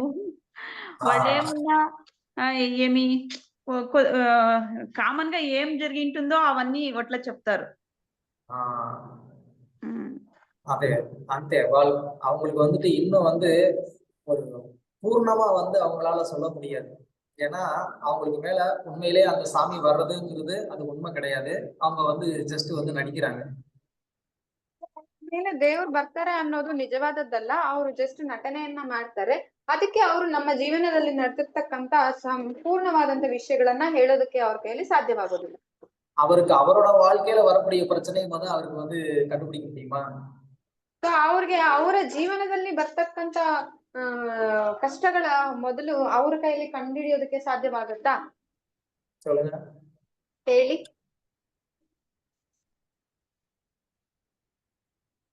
முடியாது பிரபு, அது எப்படி முடியும்? முடியாது. పుష్పమాతాజీ చెప్పండి. లేదు ప్రభు, కానీ కొందరు అయ్యవార్లంతాను శాస్త్రాలు చూసి ఇట్లయితుంది మీకు ఇట్లయితుంది అంటారు కదా ప్రభు. అంటే ఇప్పుడు శాస్త్రాలు చూసి ఈ నెక్స్ట్ ఇయర్ మీకు ఇట్లయితుంది మీరు ఇల్లు కడతారు తిరిగా అలా ఇలా అని చెప్తారా కదా ప్రభు, అది ఎంత మాత్రం సత్యం ప్రభు? அதாவது ஜோதிடம் அப்படிங்கிறது, ஜோதிடம் பார்த்து அது மூலமா சொல்லக்கூடியது வந்து நமக்கு வந்து ஓரளவுக்கு வந்து அந்த ஜோதிட சாஸ்திரம் நல்லா தெரிஞ்சிருந்தாங்க அப்படின்னு சொன்னா அவங்க வந்து சொல்லலாம் கொஞ்சம் ஓரளவுக்கு. அதுவுமே வந்துட்டு ஃபுல்லா வந்து அவங்களால சொல்ல முடியும்னு கிடையாது. ಸೊ ಜ್ಯೋತಿಷ್ಯ ಶಾಸ್ತ್ರವನ್ನ ಸಂಪೂರ್ಣವಾಗಿ ಕಲ್ತಿರ್ತಕ್ಕಂಥವ್ರು ತಕ್ಕ ಮಟ್ಟಿಗೆ ನಮ್ಗೆ ಹೇಳೋದಕ್ಕೆ ಸಾಧ್ಯವಾಗುತ್ತೆ. ಆದ್ರೆ ಅವರು ಸಹ ಪೂರ್ಣವಾಗಿ ಏನೆಲ್ಲ ನಡೆಯುತ್ತೋ ಅದನ್ನ ಹೇಳೋದಕ್ಕೆ ಸಾಧ್ಯವಾಗಲ್ಲ. இனியோ அவர் வந்து சொன்னாலும் சொல்லாட்டாலும் நமக்கு அது நடக்கத்தானே போகுது. ಸೊ ಅವರು ಹೇಳ್ದೆ ಇರ್ಲಿ, ನಾವು ಅದು ಜ್ಯೋತಿಷ್ಯಗಳ ಹತ್ರ ಕೇಳದೆ ಇರ್ಲಿ, ನಮ್ಗೆ ನಡೆಯೋದು ನಡೀತಾನೆ ಇರುತ್ತೆ. அவர் வந்து சொல்லல அப்படிங்கிறதுக்காக நம்ம வீடு கட்டாம இருந்துருவோமா? ಸೊ ಅವ್ರು ಹೇಳಿಲ್ಲ ಅಂತ ಹೇಳ್ಬಿಟ್ಟು ನಾವು ಮನೆಯನ್ನ ಕಟ್ಟದಿರ ಇದ್ಬಿಡ್ತೀವಾ? சொல்லுங்க. ಹೇಳಿ. ಇಲ್ಲ நம்ம வாழ்க்கையில என்ன நமக்கு வரணுமோ அது ஆட்டோமேட்டிக்கா வந்தே தீரும். அது என்ன போகணுமோ அது ஆட்டோமேட்டிக்கா போயே தீரும். அதை இன்னொருத்தர் சொன்னா என்ன, சொல்லாட்டினா என்ன? ನಮ್ಮ ಜೀವನದಲ್ಲಿ ನಮ್ಗೆ ಏನ್ ಬರ್ಬೇಕಾಗಿದ್ಯೋ ಅದು ಆಟೋಮೆಟಿಕ್ ಆಗಿ ಬರ್ತಾನೆ ಇರುತ್ತೆ. ನಮ್ ಜೀವನದಿಂದ ಏನು ಹೊರಗಡೆ ಹೋಗ್ಬೇಕೋ ಅದು ಯಾರು ಹೇಳಿದ್ರು ಹೇಳ್ದಿರ ಇದ್ದಿದ್ರು ಅದು ನಿಲ್ಲೋದಿಲ್ಲ, ಅದು ಹೋಗುತ್ತೆ. அதனால நமக்கு என்ன பெரிய நன்மை? ಅದರಿಂದ ನಮ್ಗೆ ಏನು ಉಪಯೋಗವಾಗುತ್ತೆ? சொல்லுங்க. ದುಡ್ಡು ವೇಸ್ಟ್ ಆಗುತ್ತೆ. ಮತ್ತೆ పుష్ప ప్రభు మాతాజీ. ఏనాದ್ರೂ కష్ట బరుతల్వా ప్రభు ఏమన్నా కష్టాలు వస్తాయి ఇప్పుడు సంథింగ్ ఏమన్నా మనకి ఏమన్నా ఒక చిన్నగా ఎఫెక్ట్ అవుతుంది అప్పుడు మీరు దీనికి ఆ పూజలు చేపియాల్సిండే మీరు మిస్ చేసి దానికి ఇలా అయింది అంటారు కదా ప్రభు అది ఎంత మాత్రం నిజం ప్రభు? அதே చెప్తాను, அது வந்து நீங்க அந்த மாதிரி பண்ணா கூட ಕಷ್ಟಂ ಬರುದಾ ಬರலையா? ಅದನ್ನೇ ಪ್ರಭುಗಳು ಹೇಳ್ತಾ ಇದ್ದಾರೆ, ನೀವು ಆ ರೀತಿಯಾಗಿ ಮಾಡಿದ್ರು ಸಹ ನಿಮಗೆ ಕಷ್ಟಗಳು ಬರ್ತಾ ಇದೆಯಾ ಬರ್ತಾ ಇಲ್ವಾ? వస్తా ఉంది ప్రభు. அதுதான் என்ன சொல்றேன்னா, நமக்கு இந்த ஞானம் அப்படிங்கிறது ரொம்ப அவசியம். என்ன, இந்த பௌதிக உலகத்துல எப்போதும் வந்து கஷ்டம் இருக்கதான் செய்யும், அதுதான் உண்மை. ಸೊ ನಮಗೆ ಈ ಜ್ಞಾನ ಅನ್ನೋದು ತುಂಬಾ ಅವಶ್ಯಕತೆ ಇದೆ. ಏನು ಅಂತ ಅಂದ್ರೆ ಈ ಭೌತಿಕ ಪ್ರಪಂಚದಲ್ಲಿ ನಮ್ಗೆ ಯಾವಾಗ್ಲೂ ಕಷ್ಟ ಬಂದೇ ಬರುತ್ತೆ. அந்த கஷ்டம் வந்து வந்தா அதை எப்படி நம்ம வந்து ஃபேஸ் பண்றது, சமாளிக்கிறதுங்கிறது நம்ம தெரிஞ்சுக்கணுமே தவிர அந்த கஷ்டம் வராம தடுக்கிறதுக்கு நம்ம கையில எந்த ஆப்ஷனுமே கிடையாது. ಸೊ ಯಾವ್ದಾದ್ರು ಒಂದು ಕಷ್ಟ ಬಂದಿದೆ ಅಂದ್ರೆ ಅದಕ್ಕೆ ಹೇಗೆ ನಾವು ಎದುರಿಸಿ ನಿಲ್ಬೇಕು, ಅದನ್ನ ಹೇಗೆ ಸಮಾಳಿಸ್ಬೇಕು ಅನ್ನೋದನ್ನ ನಾವು ಕಲ್ತ್ಕೊಳ್ಬೇಕೇ ವಿನಃ ಕಷ್ಟವನ್ನ ಬರ್ದೆ ನಾವು ತಡೆಯೋದಕ್ಕೆ ಸಾಧ್ಯವಾಗುದಿಲ್ಲ. அதுதான். சோ அதனால இந்த மாதிரி ஒருத்தவங்க வந்து சொல்றாங்க, அது முன்னாடியே நடக்குதா நடக்கலையா அதை பத்தி நமக்கு வந்து கவலை கிடையாது. ಸೊ ಈ ರೀತಿಯಾಗಿ ಒಬ್ರು ಹೇಳ್ತಾ ಇದ್ದಾರೆ, ಅದು ನಡೆಯೋದಿಲ್ವಾ ಅಂತ ಹೇಳ್ಬಿಟ್ಟು ನಾವು ಅದ್ರ ಬಗ್ಗೆ ಯೋಚನೆ ಮಾಡ್ಬೇಕಾಗಿದ್ದಂತ ವಿಷಯ, ಚಿಂತೆ ಮಾಡ್ಬೇಕು. இது என்னதான் கரெக்ட்னு நமக்கு தெரிஞ்சா கூட நம்மள வந்து இந்த பிறப்பு இறப்புல இருந்து அது காப்பாற்ற முடியுமா? ಸೊ ಇದು ಎಷ್ಟು ಕರೆಕ್ಟು ಅಂತ ತಿಳಿದ್ರು ಸಹ ನಮಗೆ ಅದು ನಮ್ಮ ಜನನ ಮರಣದಿಂದ ನಮ್ಮನ್ನ ಕಾಪಾಡೋದಕ್ಕೆ ಸಾಧ್ಯವಾಗುತ್ತಾ? நம்மள அதுல இருந்து காப்பாற்ற முடியாது. ಸೊ ನಮ್ಮನ್ನ ಅದ್ರ ಕೈಯಲ್ಲಿ ಈ ಜನನ ಮರಣಗಳಿಂದ ಕಾಪಾಡೋದಕ್ಕೆ ಸಾಧ್ಯವಾಗೋದಿಲ್ಲ. இந்த ஜென்மத்துல நம்ம இதெல்லாம் வந்து முன்னாடியே தெரிஞ்சுக்கிட்டு நம்ம தப்பிச்சாலும் திரும்ப ஒரு வாட்டி பிறக்கணும், திரும்பியும் ஒரு வாட்டி கஷ்டப்படணும். அது எதுக்கு? ಈ ಜನ್ಮದಲ್ಲಿ ನಾವು ಮುಂಚೆನೆ ಏನಾದ್ರೂ ಕಷ್ಟ ಬರುತ್ತೆ ಅಂತ ಹೇಳಿ ತಿಳ್ಕೊಂಡು ನಾವು ಅದರಿಂದ ತಪ್ಪಿಸ್ಕೊಂಡ್ರು ಸಹ ಮತ್ತೆ ಇನ್ನೊಂದು ಜನ್ಮಕ್ಕೆ ನಾವು ಇನ್ನೊಂದು ಜನ್ಮ ತೆಗೆದುಕೊಳ್ಳೇಬೇಕು, ಆಗ ಅದನ್ನ ಅನುಭವಿಸ್ಲೇಬೇಕು. சோ அதனால நம்ம இந்த மாதிரி விஷயங்கள்ல நம்ம வந்து இன்ட்ரெஸ்ட் காமிக்காம நம்ம என்ன பண்ணணும், நம்ம இந்த பிறப்பு இறப்புல இருந்து வெளியில வர்றதுக்கு தான் நம்ம வந்து முயற்சி செய்யணும். ಸೊ ಅದರಿಂದ ಈ ರೀತಿಯಾದಂತ ಒಂದು ವಿಷಯಗಳಲ್ಲಿ ನಾವು ನಮ್ಮ ಆಸಕ್ತಿಯನ್ನ ತೋರಿಸೋದನ್ನ ನಿಲ್ಲಿಸಿ ನಾವು ಹೇಗೆ ಜನನ ಮರಣ ಚಕ್ರಗಳಿಂದ ಹೊರಗಡೆ ಬರ್ಬೇಕು ಅನ್ನುವ ಒಂದು ವಿಷಯಗಳ ಮೇಲೆ ವಿಷಯವನ್ನ ಗಮನಿಸ್ಬೇಕು. அப்போ நமக்கு திரும்ப இந்த பௌதிக உலகத்துல பிறந்து கஷ்டப்படுறதுக்கு அவசியம் இருக்காது. ಆಗ ನಮಗೆ ಮತ್ತೆ ಈ ಭೌತಿಕ ಪ್ರಪಂಚದಲ್ಲಿ ಹುಟ್ಟಿ ಕಷ್ಟಪಡುವ ಅವಶ್ಯಕತೆ ಇರೋದಿಲ್ಲ. ஓகே, ஹரே கிருஷ்ணா பிரபுஜி.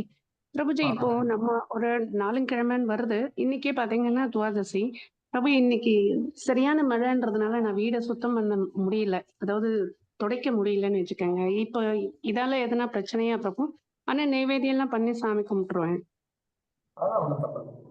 சில நேரங்கள்ல சூழ்நிலை நமக்கு வந்துட்டு ஒத்து வரலங்கிறது வேற விஷயம், நம்மளே சோம்பேறியா இருக்கிறோங்கிறது வேற விஷயம். சரிங்க பிரபு. அதனால வருத்தப்படாதீங்க. ஓகே பிரபு, தேங்க்யூ. மழை காரணமா அங்க உங்களுக்கு வேற எதுவும் வேலையை ப்ராப்பரா பண்ண முடியலங்கிற அந்த சூழ்நிலையை பகவானுக்கு புரிஞ்சு பாருங்க. தேங்க்யூ பிரபு. ஹரே கிருஷ்ணா. தேங்க்யூ. வேற யாருக்காவது ஏதாவது கேள்வி?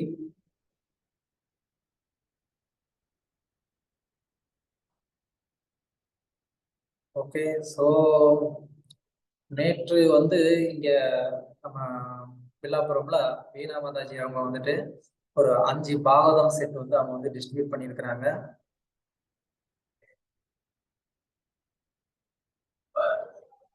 டிரான்ஸ்லேட் பண்ணுங்க.